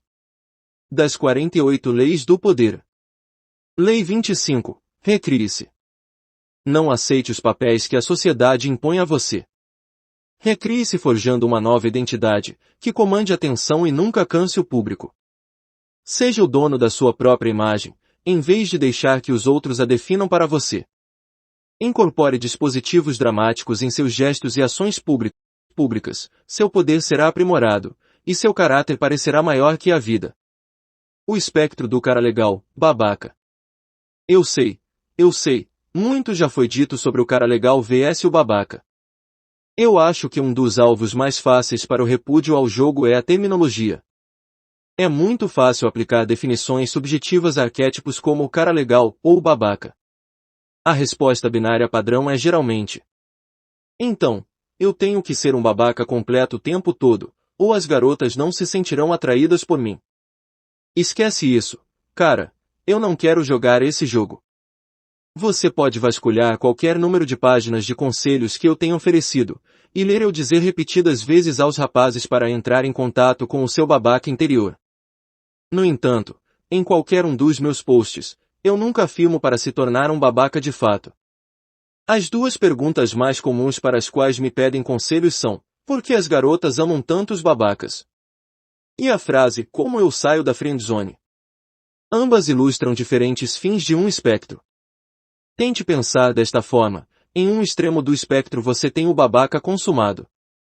Ele é desagradável, um idiota, beira o abuso, mas as mulheres correm para o cara em massa. No extremo oposto da escala, temos o cara legal ao extremo, que faz e incorpora tudo que qualquer garota já lhe disse que ele precisa se tornar para alcançar sua intimidade, e internalizou esse condicionamento de capacho em sua própria personalidade. Esse é o cara que passará incontáveis horas ao telefone sendo o amigo de uma garota, ou gastando fortunas em presentes para ela, a fim de comprar a aprovação dela. Eu acho que é importante olhar para as raízes dos termos babaca e cara legal. Não podemos esquecer que essas caracterizações existem porque as mulheres deram a elas esses nomes e classificações com base em suas próprias avaliações comuns. As mulheres definiram esses termos, os caras simplesmente fizeram associação com eles. Nós tendemos a vê-los como paródias ou caricaturas. Babaca abusivo e espancador de mulher e o cara legal capacho. Esses são dois extremos do espectro, e, ao considerá-los após avaliações sinceras, o erro é cair em uma interpretação binária do tipo tudo ou nada. Eu tenho que ser um pouco mais babaca, então. Bem, eu não sou assim. Diz o CFP, frustrado com o que parece ser a duplicidade de palavras e ações das mulheres, mas isso não é o caso. O problema é que, se você pensar em um ponto central entre o espectro do idiota e cara legal, a maioria dos caras se inclina, se não mais da metade, para o cara legal. Esse pensamento do tipo, entre em contato com seu lado feminino, acredite nas palavras das mulheres, em vez de suas ações, são o padrão para a grande maioria dos homens. Isso é o que as mulheres estão acostumadas porque é tão comum, e as mulheres só o incentivam porque isso se adequa melhor ao imperativo do gênero delas. O verdadeiro babaca extremo é tão raro quanto o cara legal extremo, por isso é necessário olhar para as coisas em ordem de graus. A maioria dos homens são betas, ou investem maciçamente em uma identidade masculina beta. Eles optam pelo lado agradável, complacente e suplicante deste espectro. Para a maioria, eles foram socialmente condicionados a suprimir qualquer impulso masculino natural em favor de se acomodar e se identificar com os imperativos das mulheres, ou pelo menos o que eles são levados a entender como seus imperativos, com o risco de rejeição íntima. É exatamente essa mentalidade, esse padrão beta masculino para o final legal do espectro que 85% dos caras adotam, que faz o cara que se inclina para o outro lado do espectro, o babaca, atraente. Sim, confiança e indiferença são características alfa, mas em um mundo repleto de caras legais prontos para comprar uma bebida para uma garota gostosa, é o cara que não dá a mínima, que ela marca como um potencial sexual. É apenas esse condicionamento ao longo dos últimos 50 ou mais anos que torna o lado do cara legal do espectro padrão. Isso não significa que todos os caras legais são patéticos, sem tutano, e estão rastejando aos pés de qualquer uma it a quem eles se ligam. É dizer que, em comparação, e porque a tendência avassaladora de ser legal é o padrão, o cara que se inclina até mesmo marginalmente para o lado babaca do espectro se torna pelo menos notável, e na melhor das hipóteses, atraente, simplesmente por se dissociar das massas de caras legais. Ele é atraente em dois níveis, sendo o primeiro nível alfa rudimentar, biológico, de um indivíduo que é decisivo, no controle, confiante, e tem uma atitude de se preocupar menos com uma mulher, já que percebe, até certo ponto, seu valor como mercadoria vem de ele ter as opções para ter essa atitude. A segunda é que o cara que se inclina é uma vaca roxa em um campo de vacas, legais, pálidas e sem graça. Ele é notável, e isso também faz dele um homem digno de competição feminina, o que reforça seu senso de ter opções. Ele não é um agressor, ele não é um manipulador per se, mas ele tende a se colocar antes e acima, às vezes inocentemente, às vezes insensivelmente, das mulheres que são atraídas por ele. A ironia de tudo isso é que o CFP acha que essa situação está ao contrário. Ele acredita que caras bonzinhos são anomalia em um mar de babacas. É claro que ele acredita nisso porque tudo sobre o que as suas amigas falam são seus namorados babacas, e como ele é um cara legal por ser um bom ouvinte. Então sua autoimagem é validada, e ele acredita que ele é único e valioso por ser diferente dos outros caras, e sua paciência e sensibilidade acabarão sendo compensadas, o que poderia muito bem ocorrer, uma vez que o objeto de sua obsessão já teve sua diversão, e possivelmente um filho, com o bad boy. Uma nova ordem mundial de babacas. Outra crítica feita ao jogo é um medo que caras legais levarão esta lição a sério e se tornarão uma nova onda social de idiotas intoleráveis. O medo é uma nova geração de idiotas arrogantes, não sendo eles mesmos, tudo para fazer sexo. Eu entendo o medo de uma massa de homens mudando radicalmente suas personalidades em direção ao lado babaca do espectro de acordo com as comunidades de PUA ou MRA, ativistas dos direitos dos homens. Deixe-me ser o primeiro a dizer que esses medos são infundados. Os rapazes não pesquisam na comunidade, nos blogs ou nos fóruns, porque eles estão comendo muita buceta sendo um cara arquetipicamente legal. De fato, a observação de que homens mais, digamos, egocêntricos, parecem estar transando de forma mais consistente é tão prevalente que há uma seção inteira dedicada a ela na página principal do Sou Suave. Isso me leva a acreditar que uma súbita mudança de paradigma para a babaquice não é nem de perto a ameaça que alguém deve temer. Caras legais, por definição, sentem muita dificuldade de efetivamente agirem como um babaca, muito menos converter genuinamente sua personalidade à de um idiota. A maioria dos homens prefere avançar para o lado babaca do espectro, se é que o fazem, e supondo que eles acreditem que as coisas não são como eles acreditavam anteriormente. A mentalidade mais comum para os machos beta é esperar que as mulheres os apreciem por ser o cara legal, confiável e autossacrificante que toda mulher desde sua mãe lhe disse que ele deveria ser. É muito mais fácil acreditar que o mundo deve mudar para você do que aceitar a verdade de que você precisa melhorar a si mesmo para conseguir as coisas que deseja. É o caminho do homem preguiçoso para desqualificar ou baratear as coisas que ele quer desesperadamente, mas não tem a motivação para mudar a si mesmo para conseguir. Então, a garota gostosa e de qualidade, que ele queria antes, se torna a vadia festeira, depois que ela o rejeita. A garota de qualidade real deveria amá-lo, desejá-lo incondicionalmente por quem ele é, ao invés de forçá-lo a melhorar a si mesmo, o que neste caso significa que ele deveria se tornar o arquétipo idiota caricaturizado que ele foi ensinado a odiar. A maioria das pessoas resiste a se tornar o que odeia, mesmo que seja uma mudança para melhor. Devemos nos preocupar menos com as implicações sociais de converter caras legais em idiotas do que torná-los autoconscientes para começar. O risco de criar um babaca fidedigno em tal esforço é uma troca decente. Jogo beta. Antes de eu mergulhar no assunto, deixe-me definir alguns termos da maneira que eu os interpreto. Com a popularidade da manosfera e alguns blogs notáveis, tem havido um novo incentivo no uso dos termos alfa e beta, e às vezes ômega, ao descrever certas classificações de machos na cultura moderna. Permita-me registrar que vejo essas ideias como mindsets, enquanto termos como ser um CFP ou um alfa são realmente estados de ser. Por exemplo, um alfa contextual pode ser o mestre de seu reino profissional e ainda ser um CFP em relação às mulheres. Um macho beta pode ser tão rico e astuto em status da maneira como suas condições e fortuna o permitiram, muitas vezes por acaso. Alguns estados exigem certas mentalidades, um estado masculino positivo requer uma mentalidade alfa, outros não. Além disso, não cometa o erro de associar o sucesso, pessoal e profissional, a uma mentalidade alfa. Existem muitos alfas em garotasgostosas.com, no entanto, isso não necessariamente faz deles indivíduos equilibrados. Eu costumo pensar nas ideias de alfa e beta como estados subconscientes ou atitudes que se manifestam em nossos pensamentos, crenças e ações. Jogo beta. Com isso em mente, gostaria de propor a ideia do jogo beta. Como estamos usando a terminologia alfa e beta aqui, é importante entender de onde ela vem. Qualquer pessoa com conhecimento superficial sobre hierarquias sociais de animais conhece o principal dos indivíduos alfa e beta dentro de um coletivo social.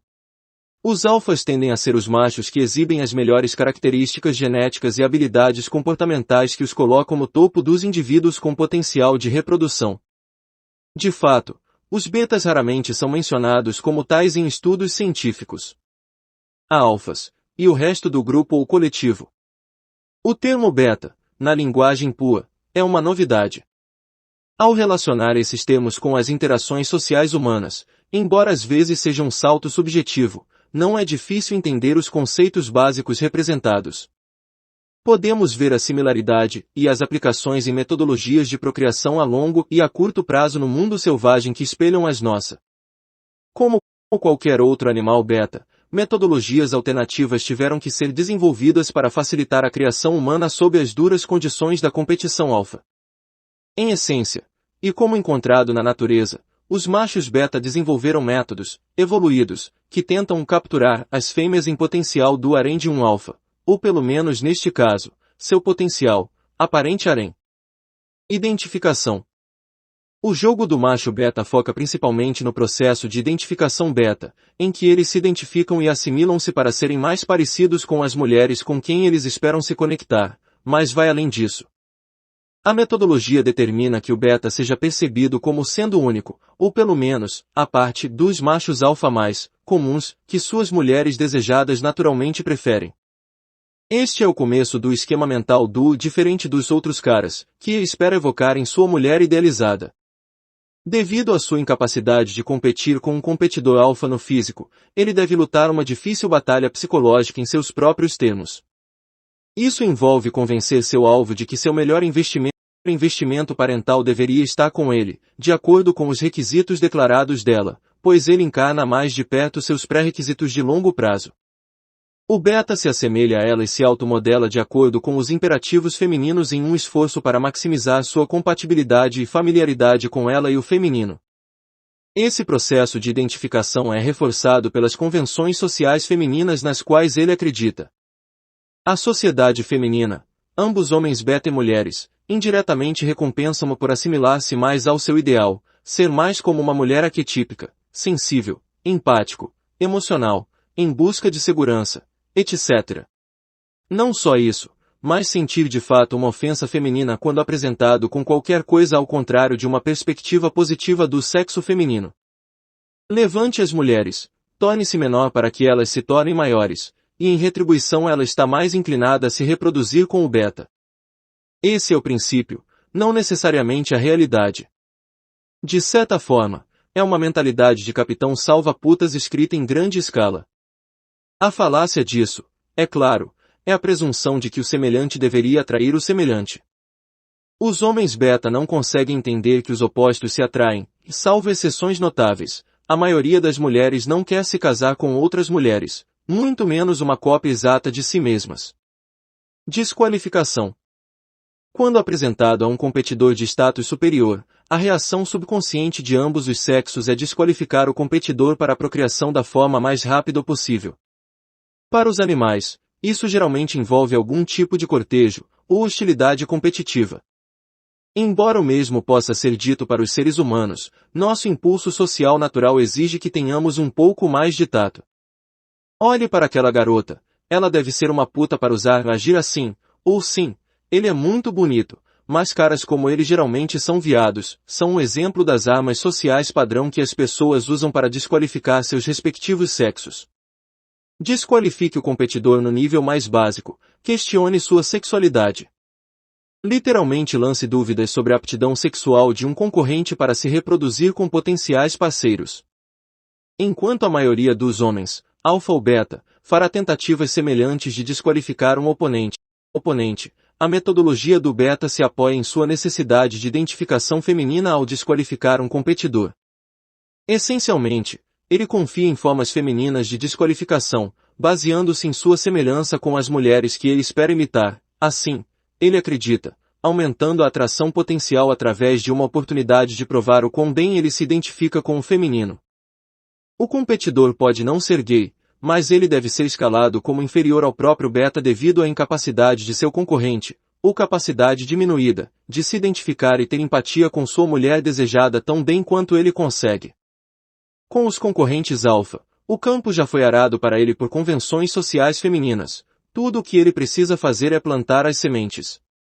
O fato de que o alfa tende a incorporar o oposto masculino do que ele abraçou também alimenta esse impulso. Sua crença é que as mulheres não são atraídas pelo valentão machista, elas querem um homem gentil e atencioso. Um bom ouvinte. Assim, o recurso natural é ampliar essa disparidade, o alfa é um resquício neandertal da década de 50. Ele é amargo. Ele é um misógino. Ele é uma criança no corpo de um homem com um ego frágil apenas interessado em foder mulheres e seguir em frente. Ele é diferente de qualquer coisa na lista de pré-requisitos para um homem aceitável imposta pelo coletivo feminino. Ele deve ser ridicularizado, como todas as mulheres ridicularizam, por sua egoísta e aberta hipermasculinidade. Além disso, o beta precisa fazer o alfa parecer comum, enquanto se faz parecer único. A fim de efetivamente desqualificar um alfa, o beta tem que mostrar sua empatia pelo feminino, e ela deve apreciá-lo ou foi tudo por nada, o que geralmente acontece. Não apenas isso é um mecanismo de preservação do ego, mas também é percebido como uma ferramenta para alcançar a desejada apreciação e retribuição sexual que ele deseja. Interpretação. Tudo isso apenas arranha a superfície de como o jogo beta evoluiu. Acrescentarei que todos esses métodos retornam a uma raiz comum, a necessidade de se reproduzir sob a pressão da competição. A maior parte do que eu passei aqui, e principalmente a associação de identidade feminina, se torna um investimento de ego internalizado ao longo de toda uma vida. Chega-se ao ponto de, sob os auspícios do anonimato relativo, como na internet, o beta ainda se agarrar ao seu modelo mental, mesmo diante de evidências empíricas muito racionais que contradizem a eficácia de seu jogo, por nenhuma outra razão além de que uma mulher, uma companheira em potencial com quem ele pudesse se identificar, poderia ler seu post e se sentir atraída por ele. O jogo nunca é descartado para ele, mesmo à luz de provas de seus erros. O jogo beta é como o garoto que decide jogar no time de garotas quando um jogo de futebol de meninos contra meninas é iniciado. Ele acha que vai se aproximar delas, quando tudo o que realmente faz é torná-lo mais uma amiga feminina com quem rir. Todo mundo tem um jogo em algum aspecto. A validade desse jogo pode ser mais ou menos eficaz, mas em algum momento o homem vai se adaptar a uma metodologia de sedução conforme suas condições e condições ambientais. Mesmo os PUAs mestres ainda precisam adaptar seu jogo para ambientes diferentes, clubes diferentes, tipos de mulheres, níveis socioeconômicos, países, etc. É preciso haver adaptação e improvisação. O mesmo se aplica aos betas, mas a disparidade é que o beta tende a pensar em uma abordagem de tamanho único. Apesar de todas as reclamações de preocupação sobre a comunidade do game se transformar em robôs sociais, na verdade, é o beta que adota um script muito mais incorporado e é menos provável que o varie.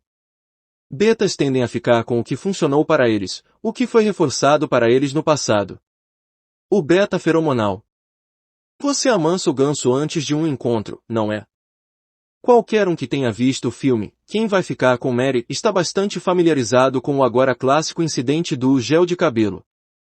Dom, você amansa o ganso frango antes de qualquer grande encontro, não é? Diga-me que você bate uma zinha antes de qualquer grande encontro. Oh meu Deus, ele não descabela o palhaço antes de um grande encontro. Você tá maluco? Isso é como sair por aí com uma arma carregada. Claro que é por isso que você está nervoso. Oh, meu querido amigo, por favor, sente-se, por favor. Olha, depois de ter feito sexo com uma garota, quando você está deitado na cama com ela, está nervoso. Não, você não está. E por quê? Ted, porque eu estou cansado. Dom, errado. É porque você não tá mais com o cérebro cheio de esperma. Esse troço vai acabar com a sua cabeça, rapaz. Olha, o momento mais honesto na vida de um homem são os poucos minutos depois que ele goza, e isso é um fato médico. E a razão para isso é que você não está mais tentando transar, você está pensando como uma garota, e as garotas adoram isso. Mesmo que você nunca tenha visto o filme, é provável que você esteja, pelo menos, perifericamente ciente do princípio do beta game que Dom está explicando aqui. Você consegue identificar a inconsistência. Você está pensando como uma menina, e as meninas adoram isso. Não, elas não adoram. Me desculpe, Dom, elas querem uma arma carregada. Dessexualização como jogo é um dos principais erros que betas cometem. Este é o efeito. Quem vai ficar com Mary é a presunção de que o seu impulso biológico para desejar sexo é um obstáculo à obtenção do sexo. Do ponto de vista racional, isso é ridículo, mas os betas consomem essa ideia porque ela se encaixa bem em seu condicionamento sexual equivocado, que pressupõe que os idênticos se atraem, se identificar mais com o feminino para ser mais atraente para o feminino. Assistir a este filme é como um esforço em desconstruir todos os princípios do jogo beta dos últimos 40 anos. Peço desculpas por não ter as fontes para isso, mas lembro-me de ler estudos de caso sobre o efeito bioquímico da interação sexual humana quando fazia trabalho de pós-graduação na faculdade. Eu acredito que eles foram feitos pelo Dr. Marty Selton, mas eles delinearam a endorfina química e perfis hormonais presentes na corrente sanguínea de adultos saudáveis, enquanto em várias fases de atração, excitação, pré-sexo e pós-sexo entre casais. O mais dramático é procurar as semelhanças nas propriedades químicas da dopamina e da heroína para pessoas que experimentam amor ou paixão. Ainda mais fascinantes são os efeitos que os hormônios desempenham em partes do cérebro dos homens ao avaliar sinais sexuais em um potencial parceiro sexual. Os níveis saudáveis de testosterona literalmente fazem com que os homens percebam as mulheres como objetos sexuais, estimulando as mesmas porções de nossos cérebros usados para resolver problemas cognitivos e manipular ferramentas. No entanto, a testosterona é mitigada pela ocitocina, o hormônio secretado apenas após o orgasmo. Enquanto a testosterona é responsável pelo impulso sexual e impulsos agressivos, para não mencionar o desenvolvimento muscular, o crescimento da voz e do cabelo, a ocitocina está ligada a sentimentos de carinho, confiança e conforto. Acredita-se que a oxitocina seja uma influência primária no apego emocional pós-sexo e pós-gravidez em mulheres que produzem hormônio em quantidades muito mais altas que os homens. A depressão pós-parto é especulada como um sintoma de abstinência desencadeado pela diminuição da ocitocina e progesterona em mulheres pós-parto. O efeito da ocitocina pós-orgásmica nos homens é semelhante ao das mulheres, no entanto, nos homens, também serve como um agente tamponador para aumentar os níveis de dopamina e testosterona. A ocitocina desempenha um papel crítico na regulação dos níveis de testosterona de um homem. Apenas após o orgasmo, o corpo humano libera oxitocina na corrente sanguínea para equilibrar a endorfina e a dopamina no auge da excitação sexual. Embora esse hormônio promova sentimentos de confiança e conforto nos homens, também serve para acalmar o sujeito, sexualmente. A ocitocina é um tampão de testosterona nos homens, resultando assim em você ficar mole por um tempo depois de gozar. Do ponto de vista evolutivo, isso faz sentido, pois garante que os espermatozoides depositados permaneçam na vagina da mulher, aumentando assim as chances de fertilidade, em vez de serem removidos por um pênis ainda ereto. Não só isso, mas a ocitocina serve para promover a união de pares, na medida em que promove sentimentos de confiança protetora nos homens. A descarga de ocitocina em humanos também é desencadeada por estímulos de feromoníos e ambientais, toque ou quino, por exemplo. Além de tudo isso, há o papel que os feromoníos desempenham no que diz respeito à atração sexual e à excitação. Você pode pesquisar no Google, mas existem vários estudos sobre feromoníos que indicam que homens com aromas diferentes dos das mulheres tendem a atrair odores opostos em mulheres. De uma perspectiva evolucionária, a conclusão é que pessoas de gênero ou genótipo similar, ou seja, membros da família relacionados com sangue, serão menos despertadas sexualmente por pessoas do seu próprio genótipo, garantindo assim a biodiversidade, plano de prevenção da natureza contra a endogamia. No entanto, nos mesmos estudos de camisetas suadas, a transpiração de homens com níveis mais altos de testosterona era considerada mais sexualmente viável ou excitante para as mulheres do que homens com níveis mais baixos, particularmente para as mulheres na fase proliferativa de seus ciclos menstruais. Você pode atribuir qualquer legitimidade que você queira a estudos como este, mas as evidências apontam que níveis mais elevados de testosterona têm um papel influenciador na atração sexual. Também tenha em mente que os feromoníos influenciam as mulheres que vivem próximas umas das outras para sincronizar seus ciclos menstruais, outro mecanismo evolucionário que acredita-se garantir a fertilidade e o apoio comunitário para os animais sociais. O beta-feromonal. De uma perspectiva biomecânica, a indicação é que os homens que consistentemente se masturbam estão essencialmente transmitindo seu status como betas feromonais, e a mecânica bioquímica das mulheres subconscientemente registra isso sobre eles. Os machos com níveis de testosterona mais altos manifestam a viabilidade sexual deles através de assertividade sexual e aroma. Se você está cronicamente exaurido de testosterona e ou sujeito aos efeitos calmantes da ocitocina, sua viabilidade sexual fica em desvantagem. De fato, do ponto de vista evolucionário, os machos beta dos príncipes selvagens de nossa época como caçadores-agricultores seriam mais propensos à masturbação como uma válvula de escape sexual, já que, teoricamente, eles teriam menos acesso a oportunidades de reprodução do que machos alfa. Segue-se então que as pistas definitivas, comportamentais e químicas subconscientes evoluiriam para ajudar as fêmeas a selecionar o melhor parceiro para o investimento parental. Então, por mais que os homens beta gostariam que você acreditasse que descascar uma antes de um encontro vai melhorar suas chances de foder a garota, é provável que você esteja atirando no próprio pé.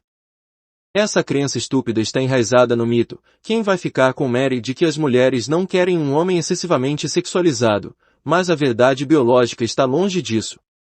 O mito é que as mulheres precisam se sentir confortáveis com um cara para dormir com ele, então os homens vão ativamente se dessexualizar para cumprir com essa demanda. No entanto, todas as indicações apontam para uma necessidade de ansiedade e tensão sexual na excitação, para estimular a relação sexual. Conforto e confiança são condições pós-orgasmo, ansiedade, excitação e urgência sexual são condições pré-orgásmicas, e ambas têm suas próprias assinaturas hormonais. Aviso legal. E agora, o aviso legal. Eu não sou endocrinologista, bioquímico ou médico. Eu admito que esse artigo é pautado em conjecturas, mas são conjecturas plausíveis. Para deixar registrado, não se trata de feromônios menos desejáveis, mas de uma incidência menor de feromônios indicadores de sexualização devido ao seu esgotamento, e os comportamentos que o esgotamento causa.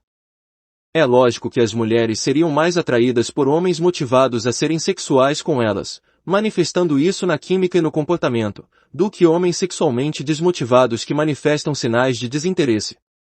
Eu costumava pensar que o principal problema em se masturbar era esse duplo padrão feminino, mulheres se masturbando é sexy, excitante, hoje em dia, socialmente empoderador. Para os homens, a masturbação é uma perversão.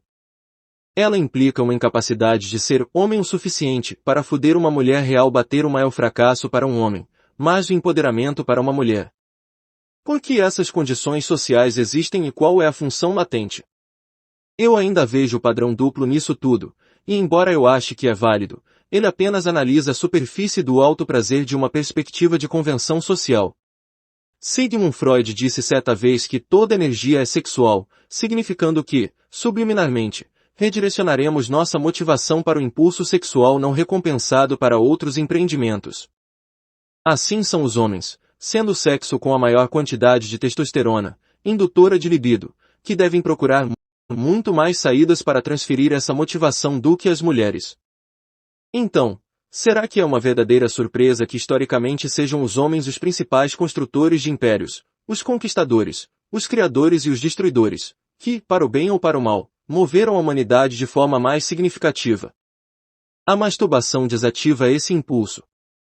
Mata essa motivação, ou pelo menos a sublima. Então, não seria razoável pensar que uma convenção social global que envergonha os homens por se masturbarem seria benéfica para uma sociedade interessada em expandir-se?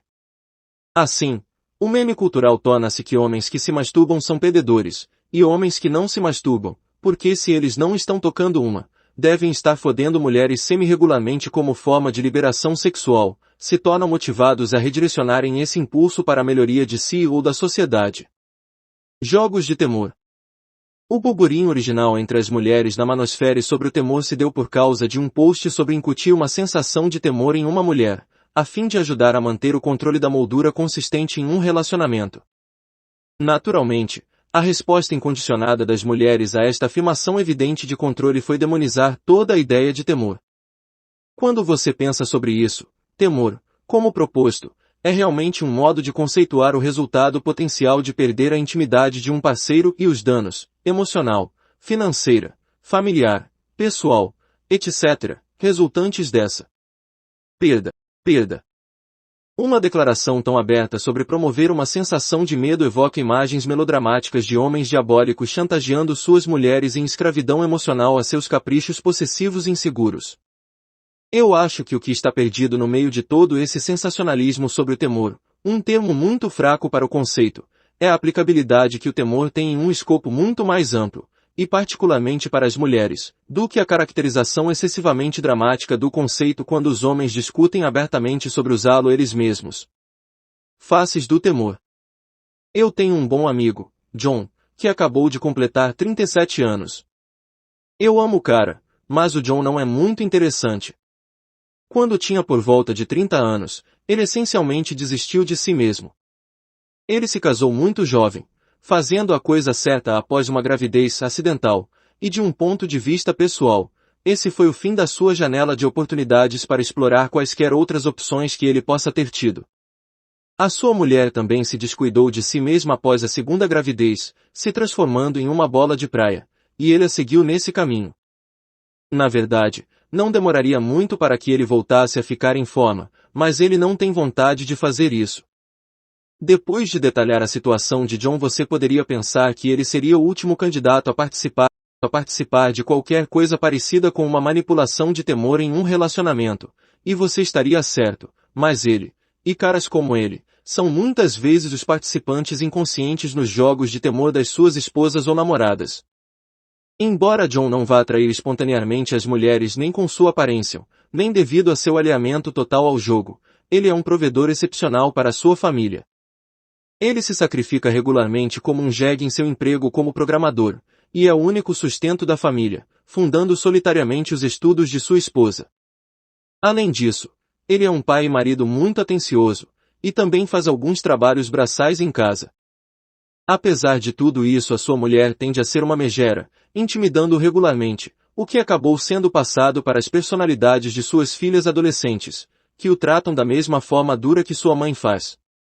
No entanto, apesar de todo o escárnio passivo-agressivo, a esposa de John é facilmente uma das mulheres mais possessivas que eu já conheci. Ela literalmente vive em um constante estado de vigilância quanto ao paradeiro dele. Ela o liga para verificar se ele está onde ele diz que está, e continuamente suspeita que ele tenha ido a algum clube de strip, o que, pelo meu conhecimento, ele nunca entrou na vida, ou está se relacionando com outra mulher. Isso chegou ao ponto de ser cômico, ao pensar que ela teria alguma preocupação de que ele possa ser arrebatado por uma mulher melhor, mas aí está. A ansiedade de competição temida provocando inquietação em uma mulher, apesar da baixa autoestima, de uma possibilidade que realisticamente nunca ocorrerá. Eu não posso competir com aquilo. Algumas das mulheres mais neuroticamente possessivas que eu já conheci foram as namoradas e esposas de fisiculturistas amadores.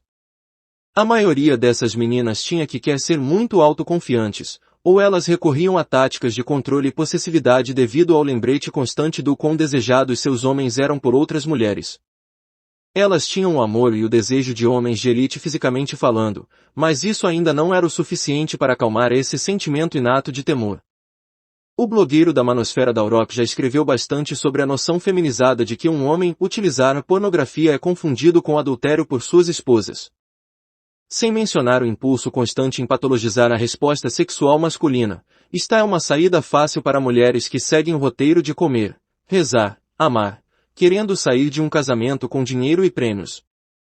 No entanto, o ponto fundamental dessa situação, muitas vezes exagerada, é a incapacidade da esposa de competir com o ideal de perfeição física e acrobacias sexuais com as quais nenhuma mulher normal jamais poderia se sentir confortável da estrela pornô.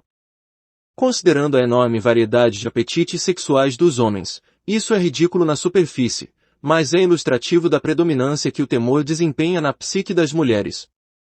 Não importa o que as indicações de seus apetites sexuais são, ela se sente inadequada nessa competição e teme uma perda de intimidade.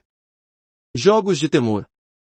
Eu recebo muita hostilidade da femosfera por sugerir que um homem estimule diretamente a ansiedade de competição em sua RLP, mas a razão subjacente para esse veneno é uma condição preexistente de temor nas mulheres que mal pode ser tolerada quando está sob a superfície, muito menos quando está exposta. O temor, nesse contexto, é um medo inato da perda de segurança que se intensifica à medida que a mulher avança após alcançar o muro, e com sua capacidade decrescente de restabelecer a segurança do aprovisionamento com um novo parceiro. Na verdade, é exatamente esse temor que é a raiz das leis ginocêntricas que premiam mulheres em dinheiro e prêmios em um acordo de divórcio. Tão poderoso é esse medo que garantias legais precisaram ser instituídas para dar conta da capacidade diminuída de uma mulher de garantir o aprovisionamento a longo prazo após um casamento fracassado, atingir o muro, após a gravidez, etc. Medo, por falta de um termo melhor, é uma condição feminina. Embora eu tenha sugerido casualmente retornar os fletes de outras mulheres como um meio de amplificar o desejo e ilustrar a prova social, esse não é o único, ou o melhor, meio de estimular a ansiedade da competição. Fletes abertos são um meio direto de alimentar essa ansiedade, mas muitas vezes tudo o que é preciso é uma mudança sutil em uma rotina previsível para acionar essa imaginação. A ideia não é incutir e sustentar um terror constante do medo da perda, mas, de forma encoberta e sutil, demonstrar maior valor, especialmente quando a atenção de uma mulher está se desviando para uma familiaridade confortável e rotineira e ela começa a buscar indignação e drama de outras fontes. Às vezes, tudo o que é necessário para provocar a imaginação é ir à academia, vestir-se melhor, receber um aumento, viajar para o trabalho, mudar sua rotina, adotar uma mentalidade de jogo, sair com um novo, ou velho, amigo, ser arrogante e engraçado com ela, arriscar ofender suas sensibilidades. A maioria das mulheres acredita que suas bucetas são suficientes para manter seus homens sob controle durante toda a vida, mas quando o VMS de uma mulher declina e um homem aprecia sua confiança, essa forma de alavancagem cai, forçando-as a adotar um novo esquema para controlar o medo de perda. Quando você viaja para Las Vegas para aquela feira, e sua esposa te fode com a dor na noite anterior, você está experimentando um desses novos esquemas. Não demora muito. Na maioria das vezes o toque mais leve funciona. Um bom jogo de temor nem precisa ser iniciado por você. Muitas vezes, as mulheres fazem isso por si mesmas, ou descobrem fontes de prova social que reafirmam seu status desejável. À luz desse medo ambiental de perda que as mulheres procuram evitar, pode-se ser tentado a usar uma abordagem mais compreensiva para acalmar os medos de uma mulher. Isso não vale a pena mencionar aqui, já que esse é geralmente o método que a maioria dos homens usa intuitivamente em seus RLP, uma garantia constante de amor e devoção para acalmar seus medos. Caras como meu amigo John segue uma estratégia perpétua de apaziguamento, apesar de seus próprios interesses. Vamos deixar claro, a grande maioria das mulheres está segura o suficiente para não permitir que essa condição as atinja, e é nos casos extremos que eu usei acima que o verdadeiro neuroticismo floresce. Ao contrário da crença popular, eu não sou um defensor das metodologias de jogo da tríade negra. Não porque eu acho que elas são ineficazes, mas porque, com a arte certa do jogo, eles nem são necessários. Somente em casos extremos, as artes das trevas devem ser empregadas, e se uma situação exigir seu uso, é importante que um indivíduo compreenda que uma linha foi cruzada com uma mulher que precisou seu uso. Então, sim, você deve tentar tranquilizar um RLP de seu amor e devoção, mas saiba que, devido ao medo intrínseco das mulheres da perda de segurança e à ansiedade da concorrência que vem de uma capacidade declinante de competir com as suas irmãs, você nunca alcançará um estado ideal de satisfação, e certamente não apenas confiando apenas no conforto e na familiaridade. Ela quer que você balance o barco, é o que faz ela se sentir viva. O meta-jogo. No início do meu blog, eu estava contemplando os últimos 10 anos que passei no fórum Sou Suave. Toda vez que considero as coisas que escrevi para a comunidade, sempre preciso colocá-las na perspectiva de onde vim e do que aprendi naquele tempo. Analisei uma história sobre uma mãe solteira, em outro tópico do fórum, que eu havia tomado ciência quase 20 anos antes. Eu também analiso como as coisas estavam antes do advento da internet ocasionalmente. Acho que é muito difícil para uma geração de jovens apreciar plenamente o progresso que os caras de 30, 40 e até 50 anos fizeram nos seus respectivos tempos. É difícil para os caras com 20 e poucos anos e adolescentes se sentirem familiarizados com um tempo antes do nível de comunicação que tomamos como garantido hoje. Não havia termo para um CFP, beta ou herbívoro, em 1995.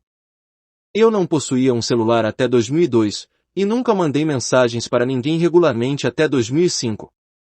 Quando caras que agora têm 30 ou 40 anos agora estavam aprendendo as lições que eu relatei neste livro e no meu blog, não havia fóruns, nem PUAs, formalmente, de qualquer forma, e o fenômeno que chamamos de feminização e a Matrix, estavam no auge de sua influência apenas pela virtude de ninguém questionar, muito menos estar ciente de sua influência.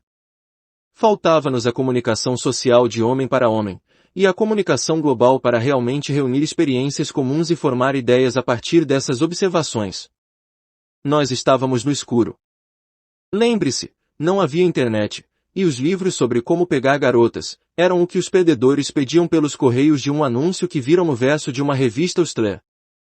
Na verdade, a pornografia só era acessível alugando-a na sala dos fundos de uma locadora de VHS, por meio de uma revista, ou pirateando o canal pornô da TV a cabo.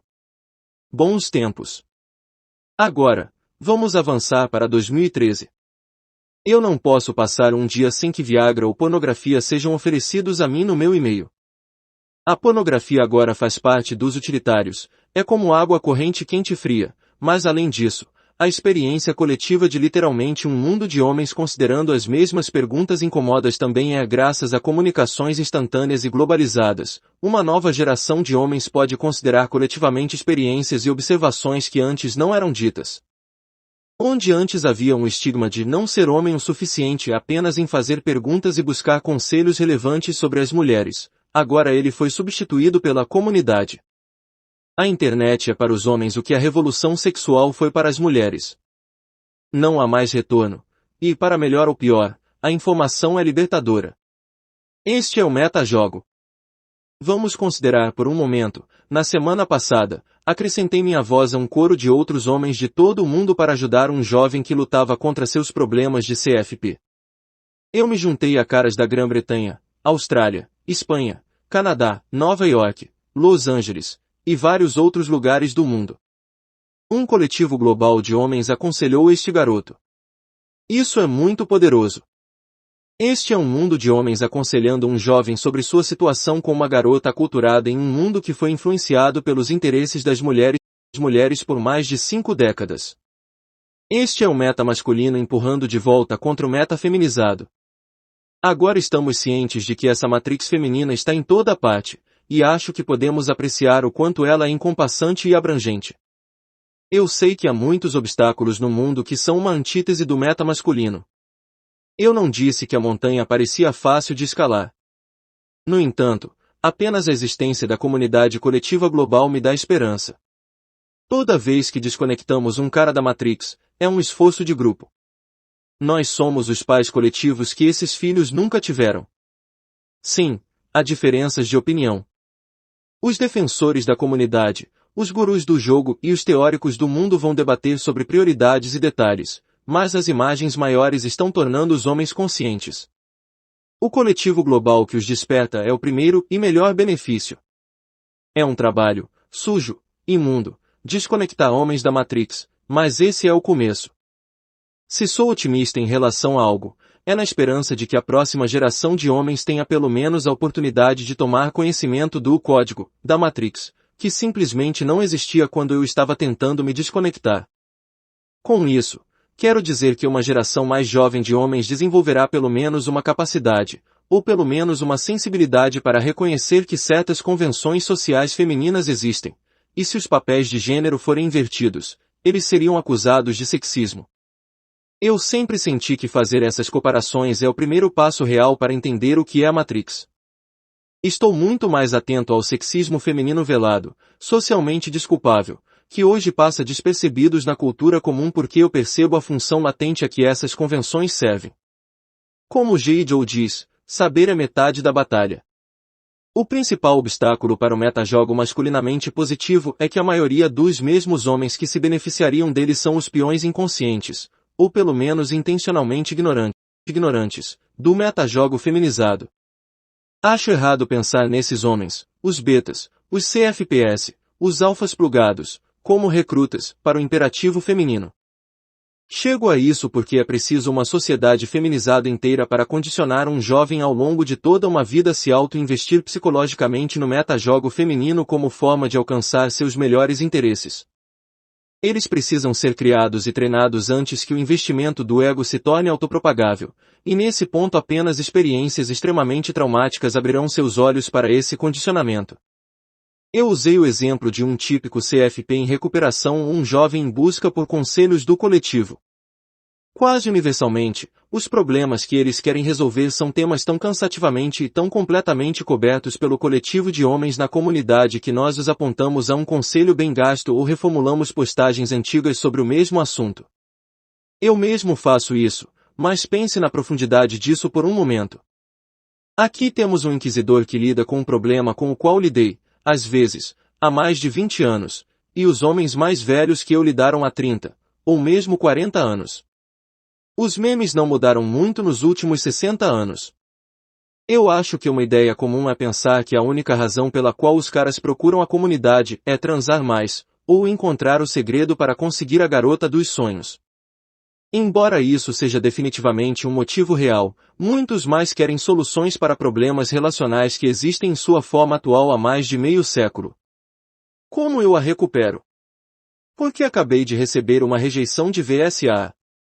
Porque ela fode o babaca, mas me diz que eu sou um cara tão legal. A aparência importa. Como faço para minha RLP me foder agora que moramos juntos? Existem inúmeros outros. O nosso metajogo faz um grande desserviço aos buscadores, quando os descartamos como apenas querendo aumentar o número de transes.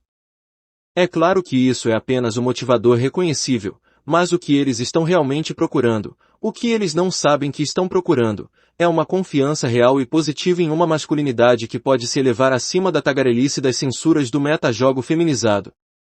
Quando vejo 5 páginas de conselhos no fórum do Sou Suave explicando a um nobre as razões pelas quais ele está na situação em que ele está, e instruindo sobre como lidar com ela baseado em experiências coletivas, enquanto abre sua perspectiva para considerar a paisagem maior em que ele se encontra, eu vejo o metajogo masculino se impondo de volta. Pense nisso, um garoto pobre e isolado, frustrado sobre como abordar, como lidar com uma rejeição VSA, como virar homem, etc. usa a influência de um coletivo mundial de experiências masculinas contra os comportamentos e a mentalidade de uma garota individual que foi socializada e aculturada pelo imperativo feminizado. Esse é o meta-jogo.